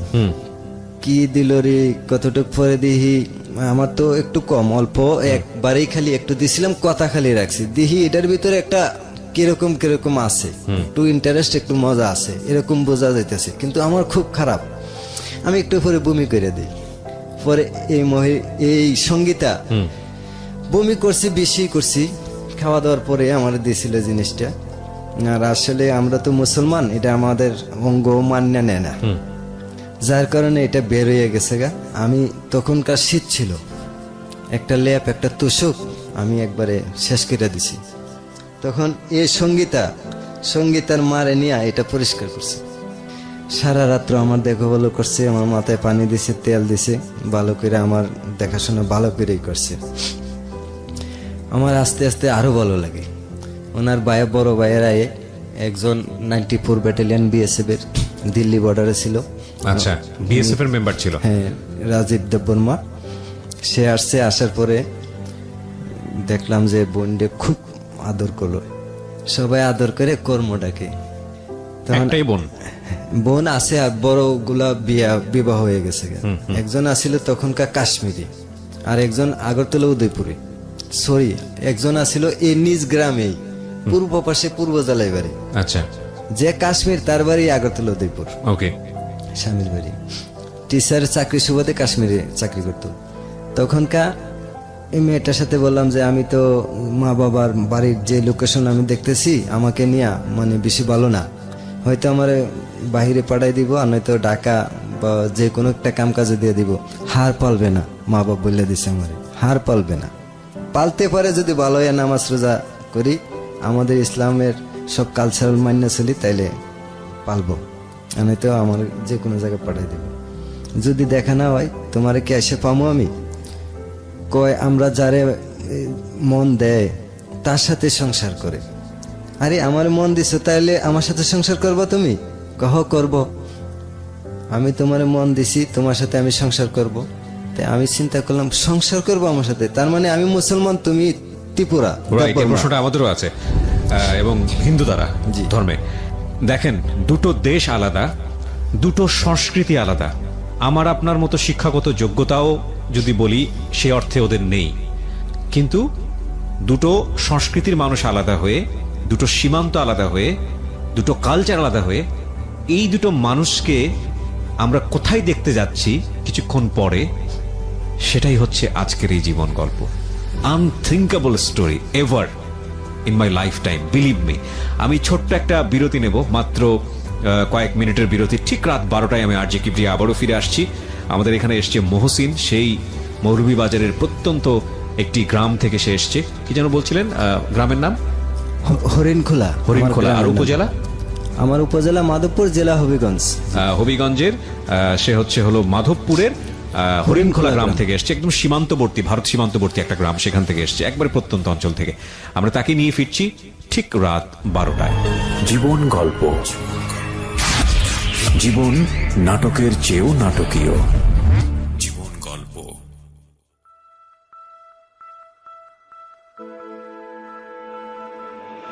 Love, hate, challenge, motivation, lies, truth, impossible, virtue, morality, something beyond entertainment. Welcome to my stage of reality. Stay tuned.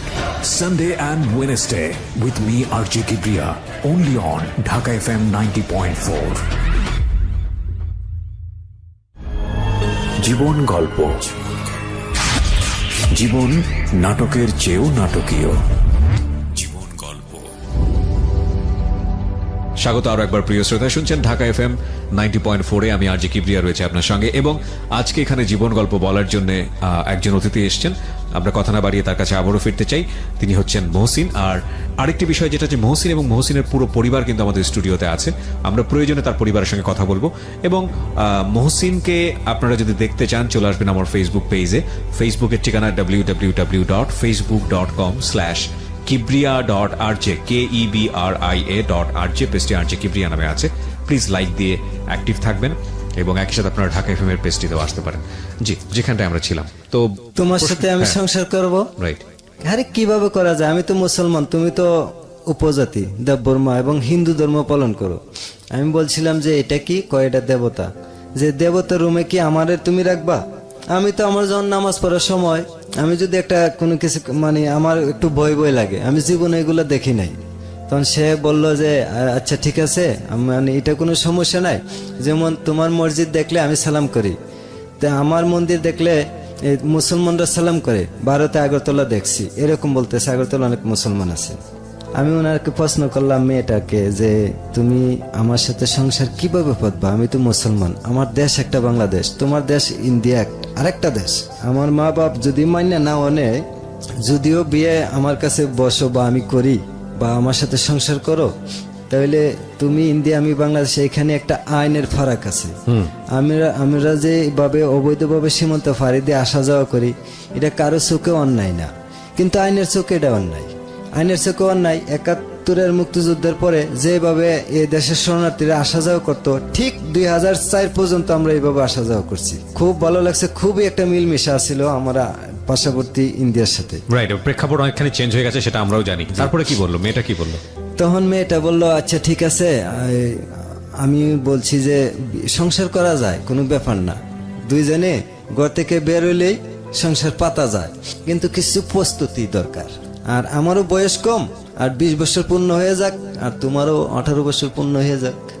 কারণ ২০ বছর আগে বাংলাদেশের কোডে বিয়ে করাবে না। আমরা যদি গোপনে কোনো কাজের কাছে যাই, টাকা খাইয়ে হয়তো বিয়ে করাবে, কিন্তু সে রেজিস্টার করবে না। আমার মাথায় এরকম একটা খেলা খেলতো। চিন্তা করতে করতে সে বলল যে তাইলে কি করা যায়, যদি আমার বিয়ে দিয়ে দে, যদি তোমার বিয়ে দিয়ে দে তখন বোঝা যাবে, আর যদি আমাকে পাইতেছে তাহলে আরো 1 বছর অপেক্ষা করতে হবে। এটা আপনি বললেন? জি। ওকে। তো এইভাবে 1 বছরের অপেক্ষার ভিতরে যদি আল্লাহ তোমারে দেখায় দেখতে পারবা, আর যদি না দেখায় দেখতে পারতে না, আমি তোমার বাড়িতে আসতে পারবো না, ওইখানেও কিছু শত্রু জন্মাই গেছে। এইভাবে তাইলে তোমার সাথে আমার কিভাবে দেখা হবে? আমি যারা পিউন বানাইছি হ্যাঁ তোমার বাইরের কাছে বইলা দিছে, বাই তোমার পিটাইছে, এখন তো আমার মাইরে ফেলাই দিব, আমার মা বাবার কথাই সত্যি হয়ে যাবে। কি করা যায়? কয়েক কাজ করো, আমি ভাদুর মাস আইলে মায়া বন্যা দিব, তখন তুমি আমার দেখতে পারবো। মায়া বন্যা মানে? মায়া বন্যা মানে ক্ষেত রুয়া দিব, ধানের আচ্ছা। চারা রোপণ করব। ওকে ওকে। কোথায় করবা? কই যে সিধাই তোমাদের বাড়ির এই বরাবর যে একটা টাওয়ার আছে বিএসএফ ফারাদে, টাওয়ারের পূর্ব পাশে একটা সরার বাঁধ আছে। বাঁধের কাছে আমাদের অনেক জমি আছে, আমার গুলোও লাগামু। মায়া বন্যা দেওয়ার পরে এই ধানের বীজ চারা রোপণ করার পরে তাইলে পার্শ্ববর্তী জমি তো আমি দিব বদলা বা টাকা নিব। ইন্ডিয়াতে মেয়ের এই কাজ করে ছেলেরা করতো না তখন। আচ্ছা, ওই সময়টাতে ও কাজ করতো? জি। ওকে। আমার আব্বা জিজ্ঞেস আমারে যে আমার ছেলে কই, আম্মা কইছে কার খেতে জানি বদলা দিতে গেছে, মানে আমি আরেকজনের কাজ করে দেবো, সে আমার কাজটা করে দেবো। জি।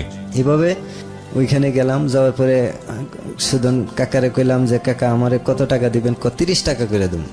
আমি 30 টাকা দিবেন? আমাদের বাংলাদেশে 20 টাকা, আপনি 30 টাকা দিবেন? আমরা আগে শুরু করলাম রুয়া। আমি একটা ছেলে নিয়েছি বাংলাদেশ থেকে, শেখ ফরিদ, ওই শেখ ফরিদ রে নিলাম। জি। একজন গার্ড না থাকলে বা সঙ্গী না থাকলে ভালো লাগে না। নিলাম, নেওয়ার পরে আমরা সুন্দর করে আওলা লাগাই, মানে ডোর ছাড়া, সুতা ছাড়া, লাইন ছাড়া, যে যেমনি পরো লাগাই যাও। লাগাইতেছি, হঠাৎ করে দুই পাল বাংলা ভাষার চিঠির একটা কথা বলি আমি। একদিন আমার একটা চিঠির উত্তর দিছিল যে আমি জিজ্ঞাসিলাম তুমি কেমন আছো, পরীক্ষা তোমার কেমন হয়েছে, কি আসো বিষয়। সে প্রতি উত্তরে আমারে বলছিল যে মুন্না, পত্রের প্রথমে আমার প্রাণ জ্বালা ভালোবাসার তৃতীয় শুভেচ্ছা নিও। আশা করি আল্লাহর কৃপায় ভালো আছো, আমিও ভগবানের কৃপায় এক প্রকার ভালো বলতে পারি। আর পরীক্ষার কথা জানতে চেয়েছিলে, স্যারে যদি আমার প্রেমের গল্প লিখতে দিতে তাইলে সবচেয়ে বেশি নাম্বার পেতাম। মানে এক একটা চিঠি যদি আমি 100 বার পড়ি আমার তৃপ্তি মজদ না। Beautiful, awesome story, awesome story. Okay. তখন আমি বইলা দিলাম যে আর তো আমার দেখা পাইবা না, আমি তো আর 10 দিন 12 দিন রুয়া, তারপর শেষ। তারপর তুমি তোমার দেশে, আমি আমার দেশে, কি করা যা? তুমি কি আমাকে সত্যিই চাও? তুমি আমার বিয়ে করবা? করবো। আমরা যারে প্রেম করি তারে বিয়ে করি। ঠিক আছে, তখন আমার সাথে যে প্রেম করছে বিয়ে করবা? করুম। আমি তো মুসলমান, তুমি যে ত্রিপুরা, তা কি হয়েছে? আমি তোরে বিয়ে করব, তুমি যে মুসলমান হইতেইব। তখন সে বলল হ্যাঁ ঠিক আছে, আমি মুসলমান হইব। তুমি মুসলমান হইলে তোমার মা বাবা যদি জানে তোমার কি জবাব, তোমারে কি করব? তুমি মুসলমান হইবা, আমার বিয়ে করবা, আমি তোমার কইলে যাবো তোমার দেশে। তখন আমি মনে মনে চিন্তা করলাম তুমিও কাজ জানো, আমিও জানি, যদি তোমার আমি বিয়ে করি কিন্তু ঠেকবো না। বয়স কম হইতে পারে কিন্তু ঠেকবো না, মা বাপ মান্যা না নিলেও ঠেকবো না। দুজনে মিলে জমিতে কাজ করব। হ্যাঁ, দুজনে মিলে কাজ করব। ঠিক আছে, রাজি আছো? হ্যাঁ রাজি আছি। আমারে বলতেছে মুন্না তুই ঘরে বসে বসে থাকবি, আমি তোরে কাজ করে খাওয়াইবো, আমি তোর মা বাবারে খাওয়াইবো কাজ করে, তুই শুধু বসে বসে দেখবি। ওরে বাবা! তখন আমি ওকে জিগাইলাম যে তুমি আমার কতটুকু ভালোবাসো? তখন একটা গান গাইয়া শুনেলো আমারে যে ভালোবাসা যত বড় জীবন তত বড় নয়, তুমি নিয়ে 1000 বছর বাঁচতে বড় ইচ্ছে হয়। খুব মধুর কণ্ঠ, খুব তখনকার খুব কম ভালো আছিল, তখনকার যুগে গানটাও খুব মানানসই ছিল। আমি গানও জানি, মনে মনে বলতেছি সবই তো সে জানে, জ্ঞানটা একটু কম।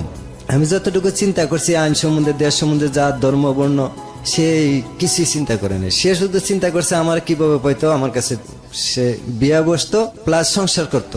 এটাই লাইফ, এটাই লাভ। আমরা একটা ছোট্ট তখনকার সে আমার কথাতে আমি তাকে যেভাবে যুক্তি দিছি যে তুমি জাত ছাড়তে হইব, দেশ ছাড়তে হইব, মা ছাড়তে হইব, বাবা ছাড়তে হইব, তো ভালোবাসার টানে সবকিছু ছাইরা আমার কাছে যাইতে হইব নতুন আরেকটা জীবনে গিয়া। তুমি এখন যেভাবে জংলার সারা হরিণ, যখন তুমি খাঁচায় আটকাইয়া যাইবা তখন তুমি বুঝতে পারবা দুনিয়া কিভাবে চলে।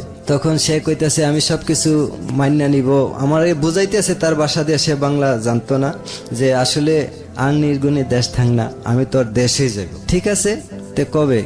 আজকে, এখনই। আমি কি না এখন না, একটা প্রস্তুতি নাও। তখন ঠিক আছে কালকে কালকেই দেখা করব। আচ্ছা ঠিক আছে। আজকে আমরা দুজন, সন্ধ্যা হইলো, বৃষ্টিও শেষ হইলো, ওরা আর কাজে আইলো না, ওরার পথে গেছে, আমরা আমার পথে আই পড়ছি, যার যার বাড়ি গেছে। পরের দিন কইছে যে বাদে দেখা করতাম, বাদে গেলাম। যাওয়ার পরে আমি ওই আসে নাই, আমি মনে মনে বলছি আরে জংলার পশু কে আর পালা মানে পোষ মানে ওই তো এত আশা ভালোবাসা দিয়া আমারে বুঝাই, আজকে আমারে বাদের পাগল করে বাদে বসাইয়া সে নাই। যা অপেক্ষা করতে করতে 1000 মশার কামড় খাইলাম। মশা কামড়া না কি কামড়া বুঝি নাই আসলে। তখন আমি আইসা বললাম বাড়িতে, আইসা মনে মনে সারা রাত আমি খাইলাম না, খালি রাতে কাঁদলাম ওর জন্য। আচ্ছা, কাঁদলাম। আমার আম্মা এদিকে কইতেছে, বাবারে এইভাবে কাঁদতেছিস কেন, কে মারছে, কে কিসে, কি হয়েছে, আমারে কো, মারে কো। মা, আমার মাও আমার সাথে কাঁদে। আমি বললাম, না মা, এমন একটা জিনিস কাউকে বলা যাবে না। আমি তো মা, এমন একটা পরীকে ভালোবাসি, পরী। এ পরীকে দেখছেন জীবনে? আম্মা কইলো যে না পুত, পরীর গল্প শুনছি কিন্তু দেখি নাই। আমি আম্মা পরীর সাথে প্রতিদিন দেখা করি আম্মা, আমার তো পরী কোথায় জানি নিয়ে যায়, আমি কিছু বলতে পারি না। এরকম পরী আমার জীবনে দেখি নাই মা। কি থাইল্যান্ড, সিঙ্গাপুর, বিভিন্ন দেশের নাম বলে মানুষের। আমি তো মা যে পরীর দেশে গেছি, মা তো ভাববে যে পাগল হয়ে গেছে ছেলে।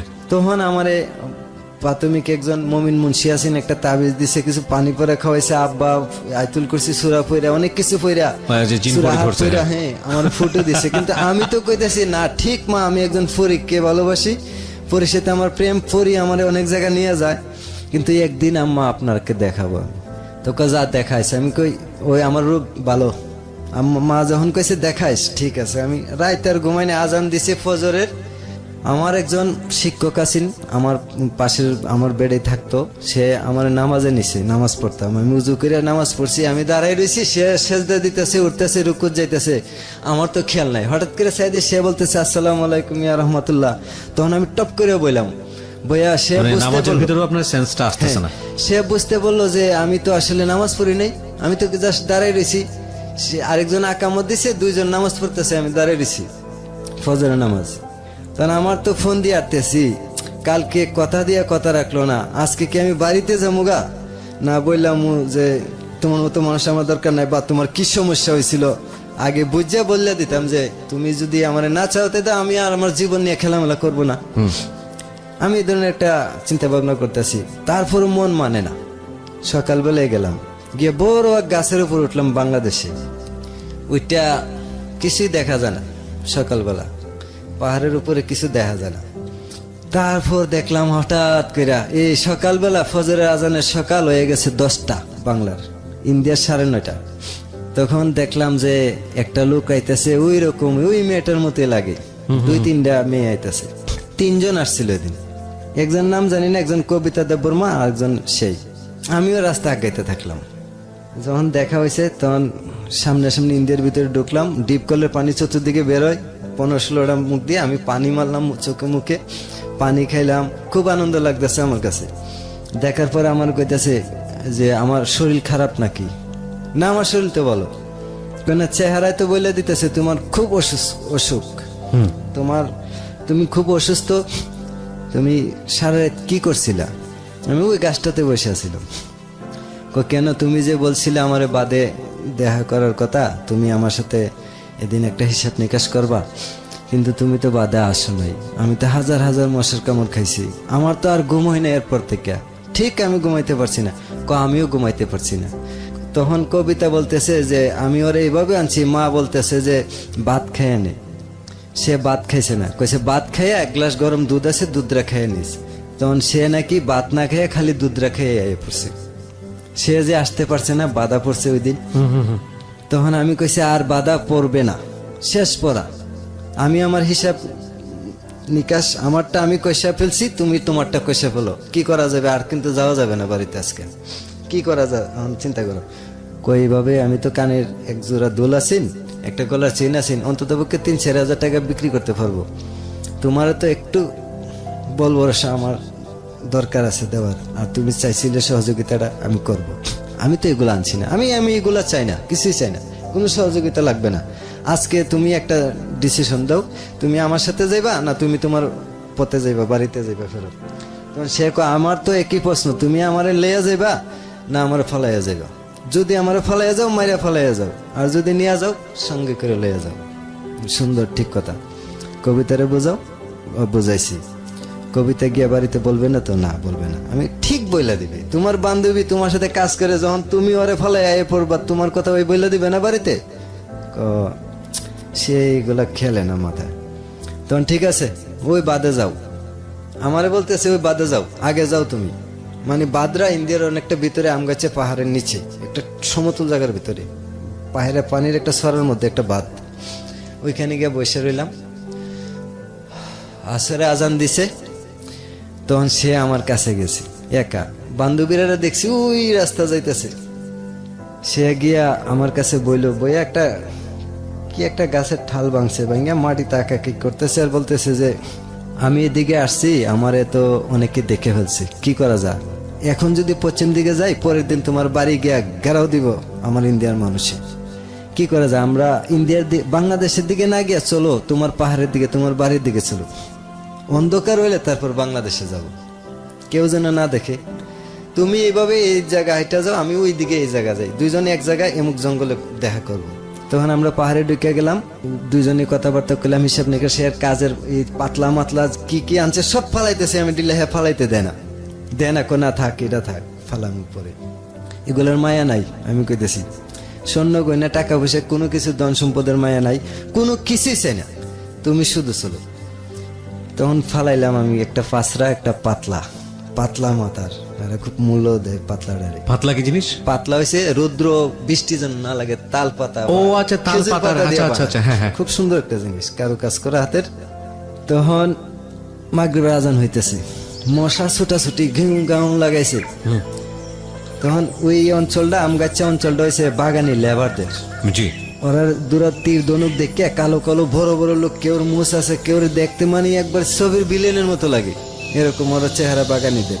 তখন ওই লোকগুলারে দেখে ভয় পাইয়া আমরা দুজন একটা জঙ্গলে ঢুকে গেছি। কোনো ভিতর দিয়ে কোনো রাস্তা মাস্তা নাই, পায়ে হাঁটার রাস্তা আছে, চৌরাস্তা হয়ে রয়েছে। আচ্ছা, মানুষ যে চলাফেরা করে আঁকা বাঁকা সাদা, এই জায়গাটা সাদা, একবার ধুল সাদা, আঁকা বাঁকা রাস্তা, খুব সুন্দর লাগে। জঙ্গলের ভিতরে যখন ঢুকছি, দুজন গিয়ে বইছি, বসার পরে দেখতেছি হঠাৎ করে ঘুম একটা শব্দ হইলো, মাথার উপরে ছায়া দেখি এই বড় এক বেঙ্গলের বাসা। ও ওকে, একবারে আমাদের হাতে মাথায় শরীরে লাগতেছে, কিন্তু একটা বেঙ্গল আমাদেরকে একটা কামড় দেয় নাই। আচ্ছা, আমরা এখানে বসে রয়েছি, চুপ, লড়ে না, লড়লে শব্দ পাইলে কিন্তু শিয়াল কয়ে তীর মারলে শেষ, পেটের সামন দিকে ঢুকলে পিছন দিকে বেড়ে যাবে, এমন তীর বাগানিরা বানায় বিষাক্ত ইস্পাত দ্বারা।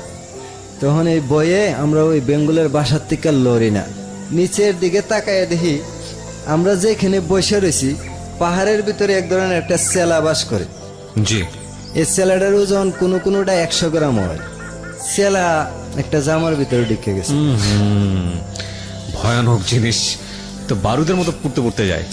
যখন আমার তো সহ্য হইতেছে না, আমি এই মুহূর্তে আমার জামাটা খুলতেও পারতেছি না, যে এখনো আমরা বিয়ে শাদী হয় নাই, যে জিনিস সে দেখার উপযুক্ত না, আমি দেখাইতে পারতাম না।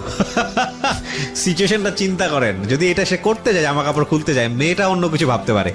ও M G, this is a story man, this is really story. এটা নিয়ে একটা মুভি হওয়া উচিত। আমি ফর দ্য ফার্স্ট টাইম আমি বোধহয় এরকম বললাম জীবন গল্পে, আমার 6 ইয়ার্স এর ক্যারিয়ার এই অনুষ্ঠানের, পার্টিকুলারলি আগের রেডিও সবকিছু মিলিয়ে আমি একটা গল্পের ক্ষেত্রে বলতেছি এই গল্পটা নিয়ে সিনেমা হওয়া উচিত। This is undoubtedly beautiful awesome story ever in my life. Okay, cause আমি পরিণতিটা তো জানি, এই কারণেই বলতেছি, আপনারা আমাদের সঙ্গেই থাকুন, বুঝতে পারবেন। হ্যাঁ, জাস্ট আমি ফাউডা একটু সোজা করবো, এভাবে সোজা করতে দিয়ে দুইজন লোক তীর ধনুকলে দূর দিল আমার সামন দিয়া। আমরা যে এখানে জঙ্গলে আছি 10 বরাত দূরে, কিন্তু সাদা পায়ের রাস্তাটা, চৌরাস্তাটা আমি জানি না, ওর জানা আছে, ইন্ডিয়ার মানুষ জানা আছে এটা এদিকে চৌরাস্তা আছে, আমি জানি না। তখন চেলাটা আস্তে আস্তে এভাবে বাড়িয়ে আমার হাতের এখানে এলো, আয়া আমার চোখের দিকে এভাবে তাকাইলো, আমার চোখে ছেলেরা তাকাইছে, তাকাইবার পরে আমি মনে মনে আমার খাইস না, আর খাইলে খাইলা, কিন্তু ওরা যেন তীর দিয়ে না মারতে পারে। ছেলেটা হঠাৎ করে না একটা পাতার মাঝে উঠতে বাইয়ে গেছে।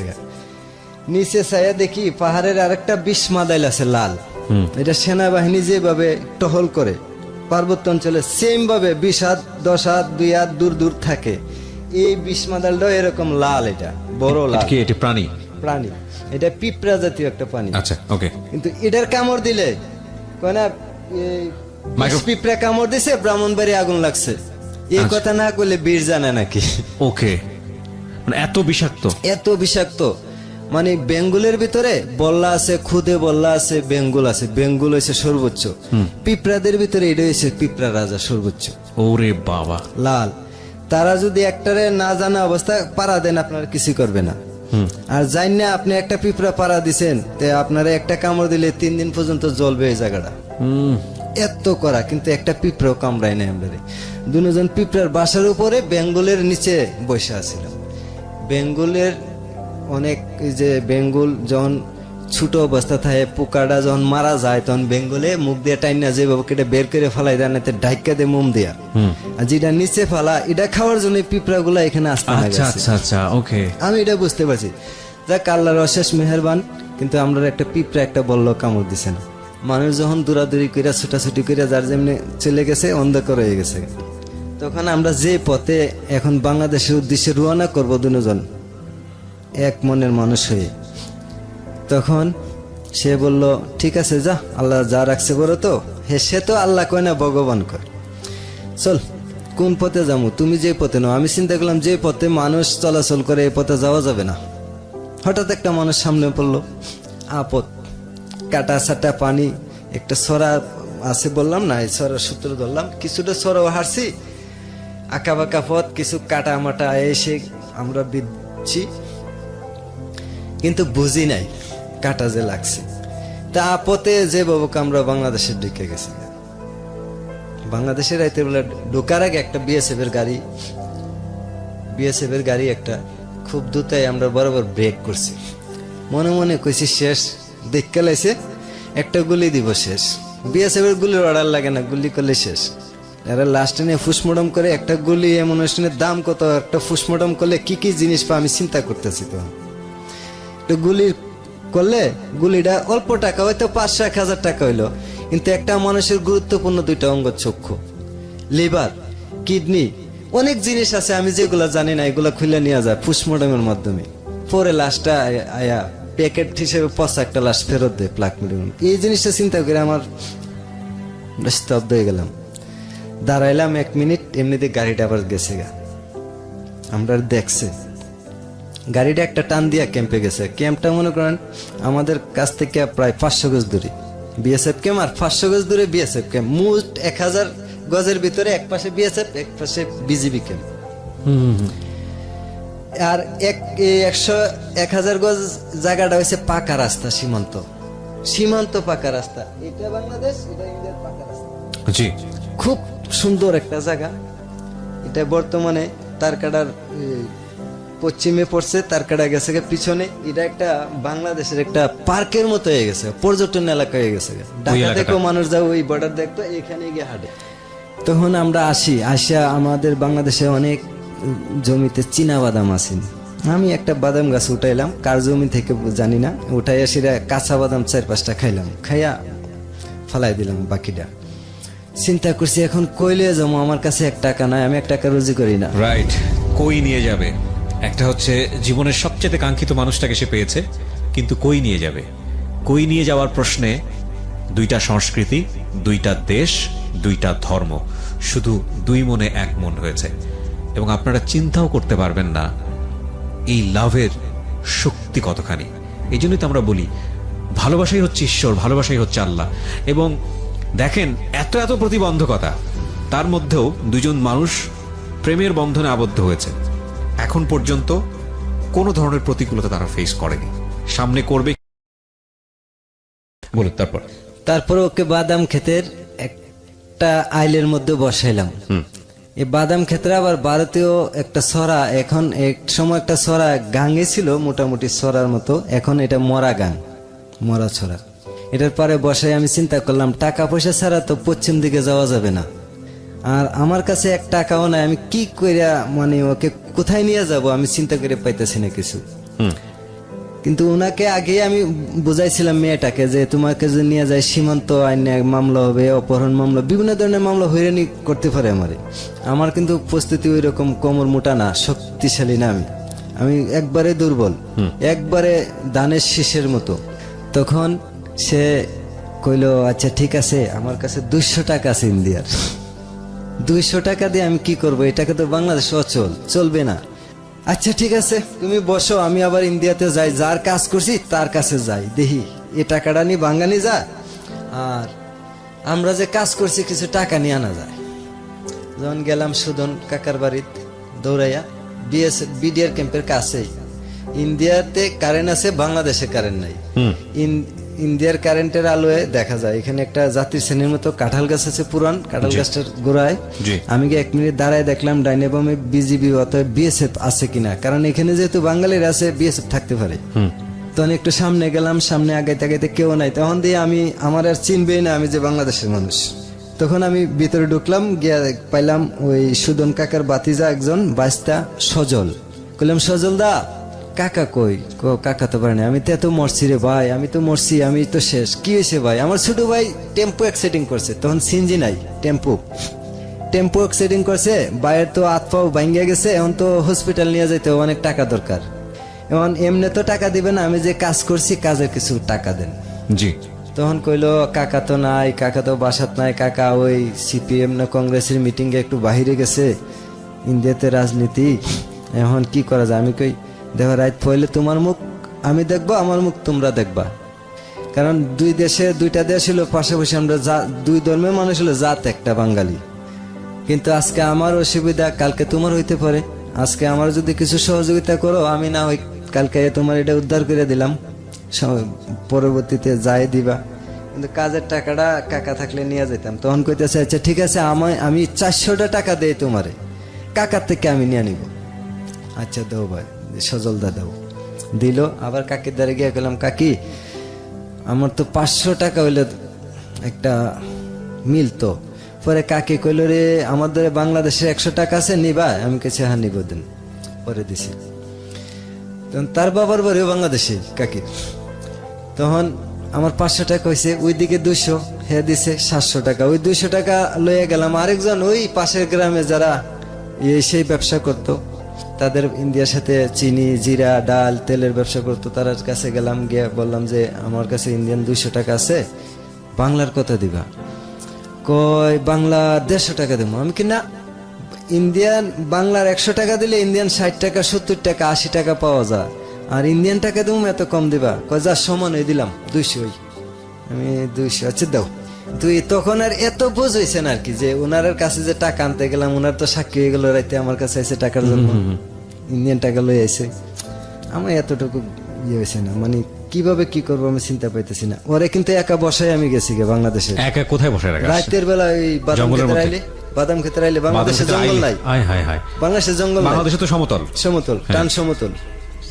আমাদের এলাকায় বন্যার পানি লাগে না, আমরা পানি দেখতে 200 টাকা গাড়ি ভাড়া লাগে।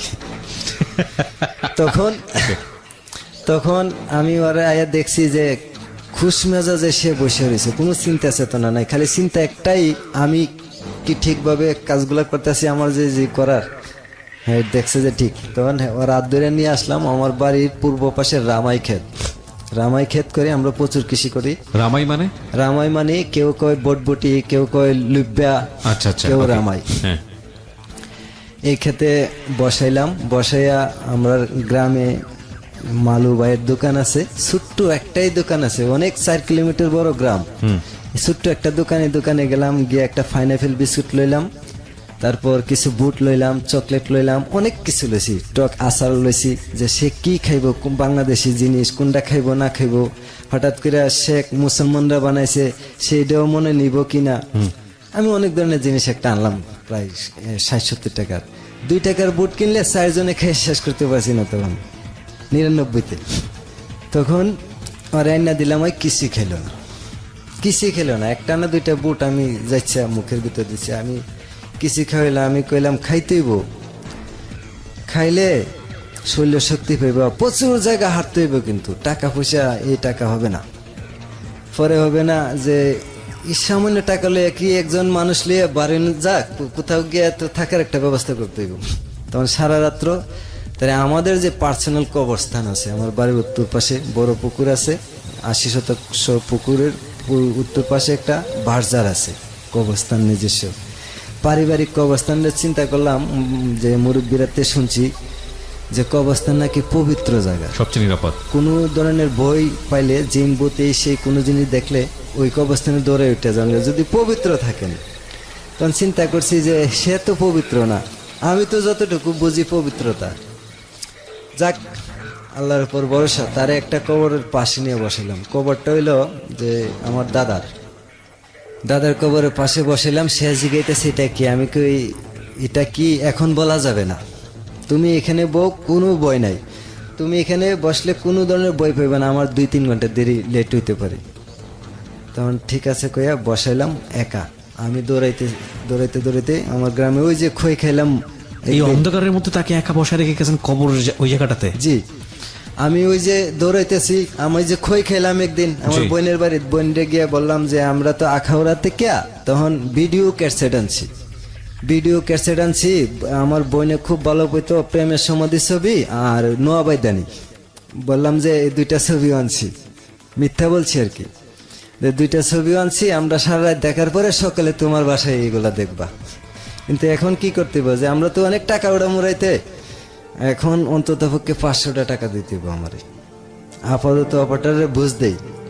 বইনডে ফটাইলাম, ফটাইয়া বইনে আমার পট করে 500 টাকা বাইর করে দিছে, আমি খুব খুশি। বইনে একটা কাপড় হইব নি, একটা শাড়ি কাপড় বা এই ধরনের কোনো জিনিস দেওয়া যাইব নি, কি করতে? আমি একটা পর্দার তো ব্যবস্থা আছে, একদিকে মহিলারা বইবে একদিকে পুরুষ, না ছেলে মেয়ে একসাথে বসে দেয় গ্রাম অঞ্চলে, লাগবে না, আমি আর ফটাইতে পারছি না, নিতে পারছি না। বাসায় এলাম, আম্মারে বলতেছে, আম্মা কফুত কি তোর মানে হায়ু তাস কি হয়েছে, মার কাছে কয়ে এলাও বাবা, কি হয়েছে মার কাছে কয়ে এলাও, মার কাছে যদি না কও তাইলে বিপদে পড়বো, আর মার কাছে কইলে সবকিছু ধরবো না। মা কিছু হয়েছে না, মা আমার একটু আখাউড়া যেতে বিসিডি আনছিলাম, এটা একটু ডিস্টার্ব দেখা দিছে, কিছু টাকা পয়সার দরকার, আর আমার বালা একটা পোশাক দরকার। তখন আমার একটা জিন্সের pant, navy blue sunscreen shirt, আর আম্মা এক জোড়া জুতা ঠামাই রাখছেন, এগুলা নামাই দিছে। ফুত তারপরে কইয়া যা, 4টা ভাত খা, 2 নলা মার হাতের ভাত মা দিছে, আমি খুব কষ্ট করে খেয়েছি, আমার ভিতরে তো জানা আমি একজনের উপাস ফালাইয়া রাখছি। তখন আমি মারে যে বাবু পরে কাপড় চোপড় লইলাম, তারপরেও মা দৌড়াই ফুত দ্বারা পুকুর পরে দৌড়াই আসলো, কইতেছে পুত, আবার জিগাইতেছি যে মার কাছে কই এলা পুত, মার জানি কেমন লাগতেছে। আমি না মা নিশ্চিন্তা থাকেন, আপনার ছেলের দরবার জীবনে আসে বাড়িত না, আর আসবে না, আর যদি আসে একটাই আসবে কইয়া আমি দৌড় দিলাম। দৌড়ে যখন সব ঘুমাই গেল বাড়ির, আমি ওর কাছে গেলাম, গিয়া বসলাম, বসা আরে ওই যে কবরস্থানটা পার হইতেছি, আমাদের যে দাদা মক্তবগড় দিয়ে গেছে পুকুরের পশ্চিম পাশে 40% জমি সহ। জি, এই মক্তবগড়টার দরজা জ্বালানো আছে, কিন্তু বাহির থেকে কোনো লক নাই, ভিতরের দিকে লক, আর একটা এমনি চাপাই রেখে দিই, মসজিদ তো মক্তব, তখন দাড়ি শাড়ি সবকিছু আছে, মক্তবে কোরআন শরীফ পড়ে। তখন ওরে ওই জায়গা পার করে আইনা করলাম, তোমরা যেখানে বসেছি এটা কবরস্থান। কবরস্থান কি? কবরস্থান কি? আমি কবরস্থান তোমার আর কি দিয়ে বোঝাবো, তোমরা মরলে কি করে, মরলে মানুষ মরলে কি করে, আমরা অনেকের তো পুরাইয়া দেয়। আমি কে তোমরা পুরাইয়া দাও, এটা কি বলো শ্মশান, আমরা মানুষ মরলে এখানে মাটি দেই, এটারে বলো কবরস্থান। তুমি ভয় পাইছি নি? না, কই এখানে তো আমার খুব আনন্দ লাগছে, ভালো লাগছে বুঝতেছি। আমি কে হ্যাঁ, এটা ভালো জায়গা, পবিত্র জায়গা। তখন এটা কি ঘর? এটাও তোমাদের যে বাড়ির কাছে একটা স্কুল ঘর আছে না, এরকম ওই শিশুদেরকে শিক্ষা দেন, পাঠশালা শিক্ষা দেয়। তখন বলতেছে যে এখানে কি ঘুমানো যাইবো? আমি কই হ ঘুমানো যাইবো, তুমি একটু শুয়ে রেস্ট নাও। কিন্তু কারেন্ট 3টা বাজে আমরা এখান থেকে রওনা দেবো পশ্চিম দিকে অজানার উদ্দেশ্যে। যেই মেয়েটাকে নিয়ে এত কথা হচ্ছে, নিশ্চয়ই আপনাদের সেই মেয়েটাকে দেখতে ইচ্ছে করছে। ত্রিপুরার সেই মেয়ে, কি যেন নামটা শান্তনা দেব, শান্তনা দেব বর্মা। তার একটা ছবি পুরো ফ্যামিলি সহ আমরা আমাদের ফেসবুকে দিয়ে দিয়েছি, আপনারা চাইলে তাকে দেখতে আসতে পারেন। 2টো ফেসবুক পেজে আছে। আমার ফেসবুকের ঠিকানা হচ্ছে www.facebook.com/kibriya.rj। আমি আবারও বলছি www.facebook.com/KEBRIA.RJ। পেজটি RJ কিবরিয়া নামে আছে, ওখানে গিয়ে অবশ্যই লাইক দিয়ে দেবেন। এছাড়া ঢাকা এফএম এর পেজটি থেকেও আপনি দেখতে পারেন facebook.com/ILoveDhakaFM। এবং ইউটিউবে সাবস্ক্রাইব করলে আপনি পুরো অনুষ্ঠানটি এই মুহূর্তে পেয়ে যাবেন। আমাদের ইউটিউবের ঠিকানা হচ্ছে www.youtube.com/DFM904। প্লিজ সাবস্ক্রাইব করতে ভুলবেন না। What a story man. Okay, তারপর 3টা বাজার আগে, এই 10 মিনিট আগে আমি ওর কাছে গেলাম। ওই কিন্তু একা একা মক্তবে একাই রাখছি, রেখে আমি একটু শোয়ার সিস্টেম দেখাই দিয়ে পশ্চিম দিকে মাথা দিতে হইব, দিয়ে আমি বেরিয়ে গেছি। বেরিয়ে আমি কি জানি ভাবতেছি, কি জানি আমি হিসাব মিলাইতেছি, কি করতে পারি, কোন দিকে যাইতে পারি, কোন আত্মীয়র বাড়িতে গেলে ভালো হইব, কোন দিকে গেলে ভালো হইব না, কোন দিকে গেলে খারাপ হইব, এই ধরনের একটা চিন্তা আমার মাথাতে। এখন তো আমি অভিভাবক গার্জেন, ওই মেয়েটার, তার মা ইজ্জত সই সম্মান সবকিছু আমার হাতে। আমি ছোট্ট কম বয়সে আমার মাথার এত বড় একটা ঝুঁকি, এটা আমি ঝুঁকি নিব, দুর্যোগ। কিন্তু ভালোবাসার কাছে কোনো দুর্যোগ হার মানে না, দুর্যোগের কাছে ভালোবাসা হার মানে না। তখন তারে নিয়ে হাঁটতে হাঁটতে হাঁটতে হাঁটতে 4 কিলোমিটার হাঁটলাম পশ্চিম দিকে, সোজা হরিণখোলার বুক ছিঁড়া সীমান্ত, একবারে 0 পয়েন্ট থেকে একবারে পশ্চিম ঢাকা শহরের সংযুক্ত একটা রাস্তা। এই রাস্তা কাঁচা রাস্তা, এখনো কাঁচা। এই রাস্তা হাঁটতে হাঁটতে হাঁটতে হাঁটতে আমার বড় বোনের বাড়িতে আসলাম কালিকাপুর। ভাবছি মেয়েটা তো ভারতীয় উপজাতি পোশাক নিয়ে আসছে, এখন কিভাবে এই পোশাক নিয়ে আমরা এই মেলে ঢুকবো। একটু চিন্তা কইরা বড় বোনের বাড়িতে গিয়ে ফজর নামাজের আজানের আগে ডাকতেছি, আপা আপা দরজা খুলেন। দুলাভাই আফা দরজা খুললো, খুললে আফায় কইতাছে, এ কি দেখলাম? দুলাভাইরে কইতাছে, এটা কি? মেয়েটারে দেখা। তখন আমি কইলাম, এটা তোমার এই জায়গাটার নাম। একটা বেড়ার দরজা, তৎকালীন মানুষ খুব গরিব ছিল বাংলাদেশেও। ওই বেড়ার দরজার ফাঁক ফুক আছিল, একটা কাপড় দিয়ে ফাঁক ফুক বন্ধ করে রাখছে। এই কাপড়টা টাইনে গিয়ে বাইর করলাম। আমি চিন্তা করলাম, এখন যদি কাপড়টা আমি সরাই তাহলে রিক্সাটা পাবো না, সহযোগিতাটা পাবো না। আর যদি রিক্সাওয়ালার খুললা বলি তাহলে একটা দিতেও পারি। ডাকলাম, বাইয়া বাইয়া কইয়া বাইয়া আসলো। রিক্সাওয়ালা এসে বলতেছে, ভাইয়া কি? আমি, ভাইয়া আমার একটু ওই দিকে নিয়ে যাইতেইব, স্বাস্থ্যগঞ্জের দিকে, সিলেটের উদ্দেশ্যে আর কি। কতটুকু যাইবেন? আমি, তোমার শক্তি যতটুকু, কোলা যতটুকু আমার নিয়ে কইবা শেষ আর পারছি না, এতটুকুই। কিন্তু এই এলাকা অতি সত্তর ত্যাগ করতে হইব আমার। তখন এই রিক্সাওয়ালা কাপড়টা দিছে, কিভাবে দিছে? রিক্সাটারে ফুটটারে চতুর্দিকে ঘুরাই লেছে, কিন্তু ফরাইছে না। সে আমার মনতলা তেমনিয়া নামক স্থানে বিডিআর কোম্পানি কমান্ডার হেডকোয়ার্টারের কাছে নামাই দিছে। আমি ওখানে নামি, কিন্তু সে কাপড়টা আবার নিয়ে আসে। 5 টাকার ভাড়া, আমি 30 টাকা দিয়েছিলাম রিক্সা ভাড়া। 30 টাকা হইলে তখনকার ঢাকা আসা যেত। তখন ওইখান থেকে তখন সর্বপ্রথম তৎকালীন একজন মন্ত্রী ছিল, কোন দলের জানি না, আব্দুল সালাম তালুকদার। উনি একটা রাস্তা করছিল হরিশপুর থেকে স্বাস্থ্যগঞ্জ পর্যন্ত, সুনাই নদীর ব্রিজ সহ। এই রাস্তাটার ভিতরে 7 সিটার নামক একটা গাড়ি ঢাকার থেকে পরিত্যক্ত ঘোষণা করলে ওই লোকালয় এই গাড়িগুলা চলে, কমান্ডো গাড়ির মতো। এই গাড়ি একটা আসলো ফার্স্ট, এই গাড়ি আমরা তোলার পরে টাকাও কম, ভাড়াও কম, কই যেমন জায়গার নাম আর কইতে পারি না। আমরা নিয়ে শাহপুর রেল স্টেশন নামাই দিল, ছোট্ট, ওইখানে বড় টিন ধরে না। নামাই দেওয়ার পরে একজন চাচা মুরব্বী আছে, দাড়ি, এই লম্বা লম্বা দাড়ি, 2 জন দেখলাম মুরব্বী দাড়ি। বিশ্বাস করে ওনার দুয়ারে গেলাম প্রথম, যে চাচা আমরা কিছু নাস্তা খাওয়ান। কি খাইবা বাবা? কি বানান? রুটি ছাড়া কিছু না। রুটি তো জীবনও খাই না, 8টা-10টা রুটি লাগে আমরা খেলে বাড়িতে। 2টা-4টা খাইয়া পোষাইব না, 2টা পিস। তখন 2 জনের রুটি লইলাম, 2টা ডিম লইলাম। তখন সে কিছু খাইলো না। আমি তো বেশি পরিশ্রম করছি, একটু খাইছি আমি। পরে ওই খাইলো না, একটা কষ্ট করে 1 কামড় না 2 কামড় খাইছে। আর একটা গরুর মাংসের সিঙ্গেল আছিল 8 টাকা। গরুর মাংস 8 টাকা সিঙ্গেল, তারে দিছিলাম, সে খায়নি, 1 পিস খাইছে, আর খাইছে না, ফার্স্ট 1 পিস। তখন আমি বললাম, তুমি যে কি খাইছো জানো? গরুর মাংস। কোনো জিনিস খাই নাই, এটা খাইছি এজন্যই, আমি আজকের থেকে পুরাপূর্ণই মুসলিম, তুমি আমার ভালো করে বিশ্বাস করো। এটাও আপনাকে বললো? জি। আমরা বিরতি নেব। আরেকটা প্রিয় শ্রোতা, দেখুন, লাভ এটা সৃষ্টিকর্তা প্রদত্ত একটা জিনিস, এবং এটার যে শক্তি অপরিসীম, এটা কি করতে পারে, এটার যে ধার, ভয়ানক ধার, এবং এটাকে যদি সত্যিকার অর্থে সুন্দরভাবে লালন করা যায় তাহলে জীবনটা অদ্ভুত সুন্দর হয়ে যায়। 0-র মধ্যে মানুষ হাসতে পারে, মাইনাসের মধ্যে মানুষ হাসতে পারে, সুখে হাসতে পারে। আর এটা যদি না থাকে, অসম্ভব ঐশ্বর্য প্রাচুর্য থাকার পরেও মানুষ হাহাকার করে। ওদের মধ্যে কিছুই ছিল না, একজোড়া স্যান্ডেল পায়নি, কিন্তু লাভ ছিল, এবং এই জন্য জীবনটা অনেক বেশি সুন্দর ছিল। আমরা বিরতি নিচ্ছি। This is a awesome story ever in my life. আমার মনে পড়তেছে, আমি আগে রেডিও স্টেশনে যখন একেবারে প্রথম দিককার কিছু এপিসোড যেগুলো শুনলে আমি তন্ময় হয়ে শুনতাম, I am getting just this kind of feel after a long time.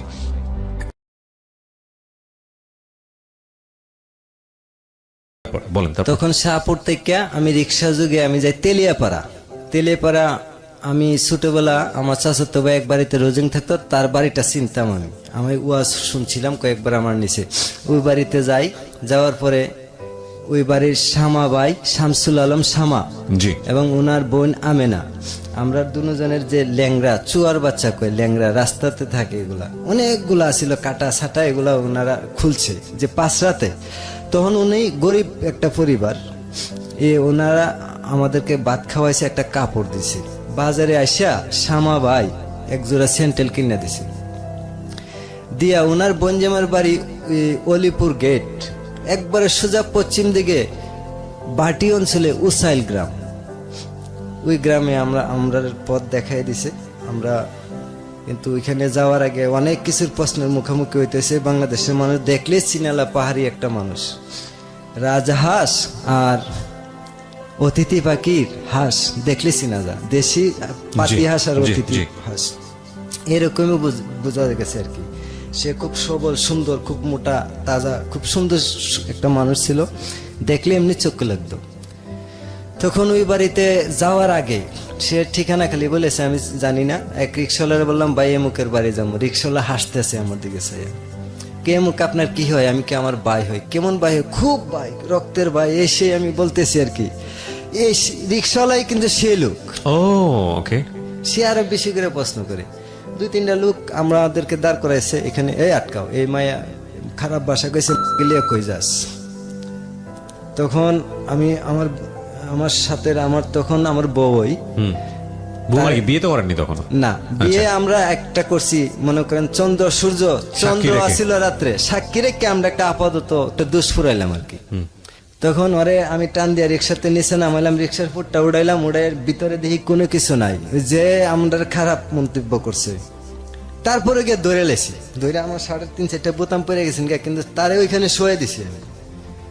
খুব এখানে একটা আমরা মারামারি করছি, রিক্সাওয়ালা আমার পক্ষ নিছেন, এই কথার জবাব দিয়া আমরা এসে করছি। রিক্সাওয়ালা আমরা টাইনা বাড়িতে নিছে নিয়ে রিক্সা, প্রতিদিন রিক্সা চালাইছে 7 দিন পর্যন্ত। রিক্সা চালাইয়া তার মেইন রুমের খাটের শুয়ার জায়গা দিয়া আমরা রাখছে, খাওয়াইছে সে রিক্সাওয়ালা, আল্লাহ তার সুখী করুক। তার বউয়ের কাপড় চোপড় সব দিছে, তার পরনের কাপড় দিছে আমারে। তখন এদিকে বাংলাদেশের লারা পড়ে গেছে, ভারতীয় মেয়ে আমি অপহরণ করে নিয়ে আসি, কে? ত্রিপুরা রাজ্য প্রধানের বাস্তি শান্তনা দেববর্মা। আমি নাকি অপহরণ করে নিয়ে আসি, জোরপূর্বক নিয়ে আসি, বইবিতি দেখাইছি, মানে অনেক ধরনের রিপোর্ট দিছে।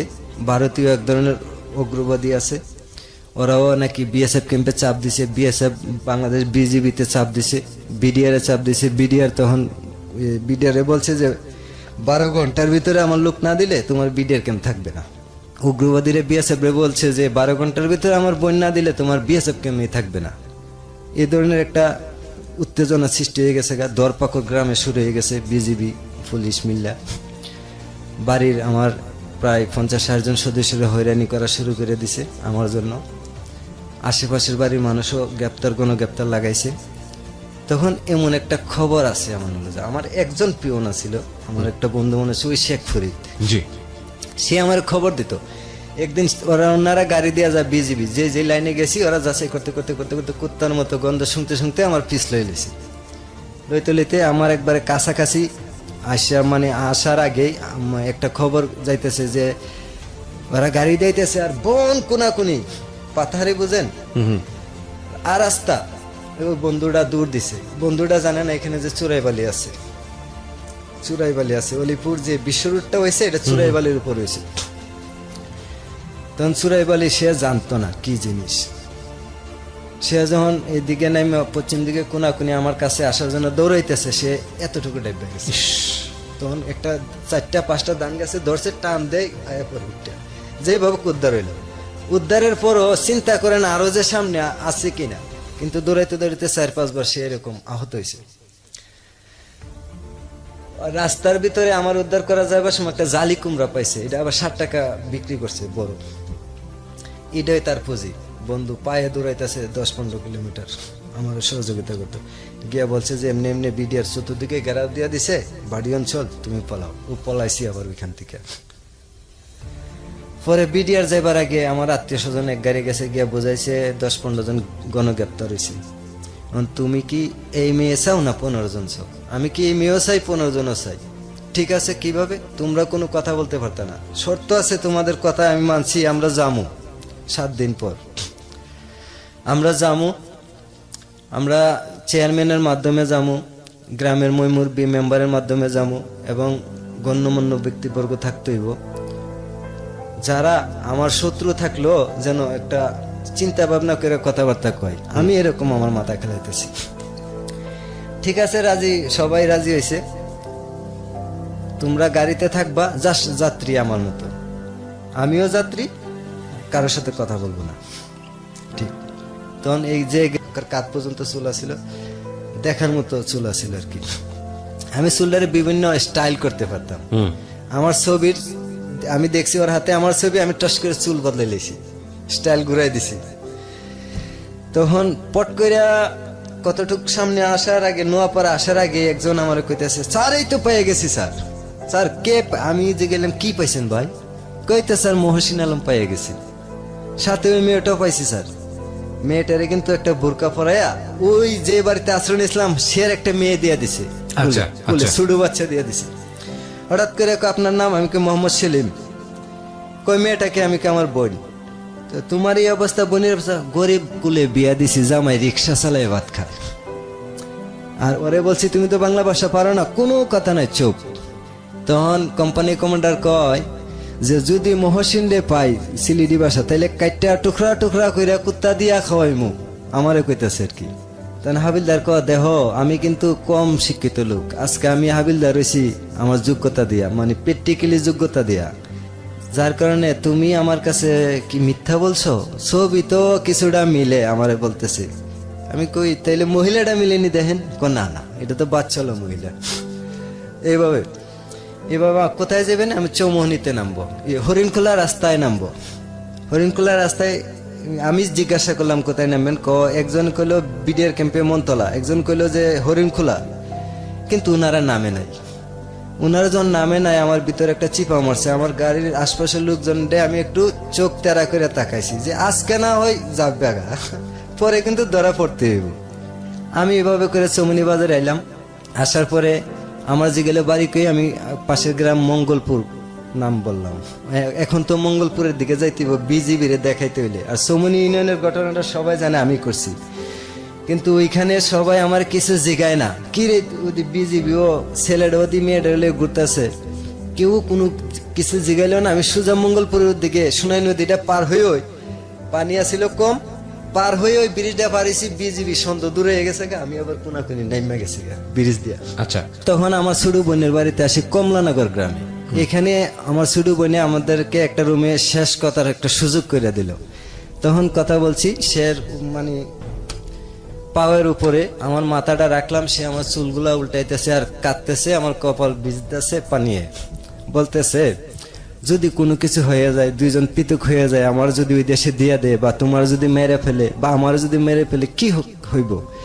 যাক, যা হইবার হইব। যদি বাচ্চা থাকো, জেল জরিমানা যাই কিছু হোক, যদিও জেলে থাকি বা বাচ্চা থাকি, তোমারে তো রাইতের বেলা আমার রুমটা ছিনাই দিয়ে গেছি, মক্তবগড়টা ছিনাই দিয়ে গেছি, আমার বাবার কবরস্থানটা ছিনাই দিয়ে গেছি, ওইখানে বসে থাকবা, আমি তোমার খুঁজে নিব।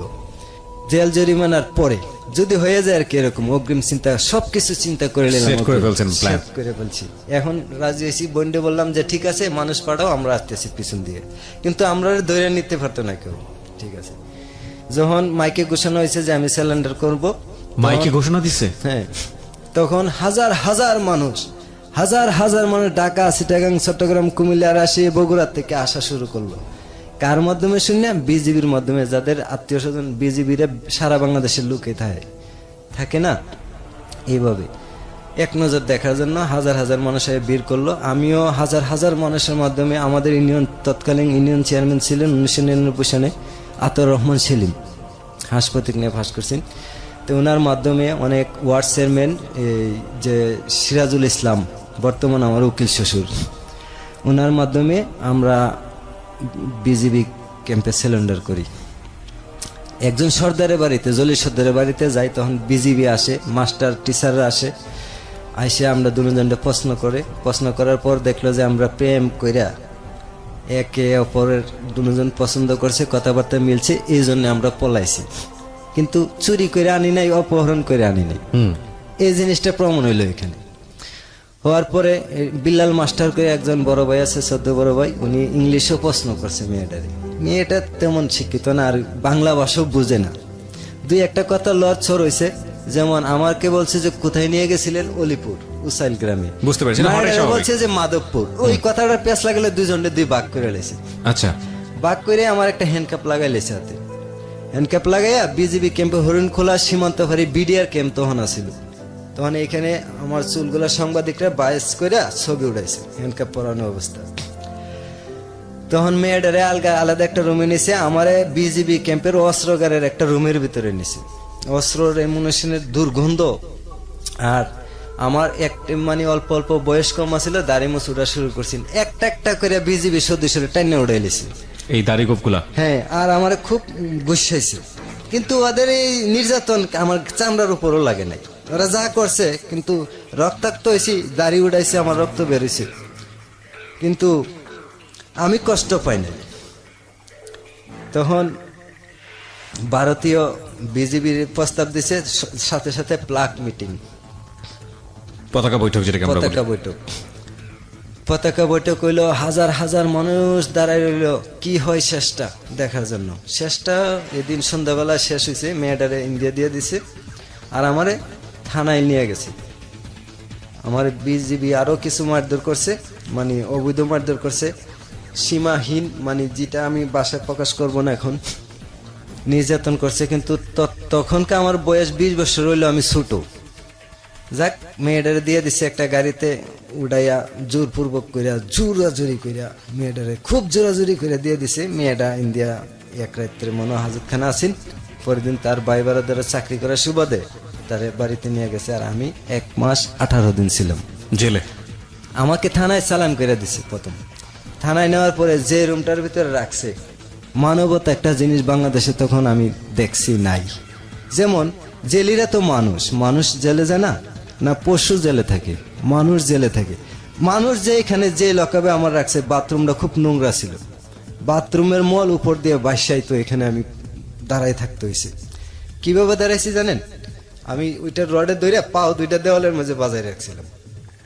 সবচেয়ে বড় শাস্তি হচ্ছে রডে ধরে পাও, নিচে তো ময়লা, দুর্গন্ধ, আবার এখানে আইনে বাদ দেয়, খাইতাম, খাবার দেয়, বাজে খাবার দেয়, পচা খাবার দেয়, আমি খাই নাই। এই আমি লকাবে শোনার পরে আমার আব্বা আর বাড়ি ছাড়া, আমার এক বোন গেল আমারে দেখতো, আমি জানি না, পট করে আমার লকাপতে বাইর করে আনছে, আইনা ক মানে অনেক ধরনের খারাপ গালি গালাজ করে আসিরা আমার পিঠে দইরা একটা স্টিলের স্কেল দিয়ে 10টা বাড়ি দিছে। কে? ওই থানার একজন দারোগা, নামটা আমার স্মরণ নাই, অনেক আগের ঘটনা। বাড়ি দেওয়ার পরে আমি বললাম, স্যার আমার কেন মারছেন, মারতেছেন কেন? খুব অকট্য ভাষা গালি গালাজ কইরা, মায়া মাগিবাজি করো, সেই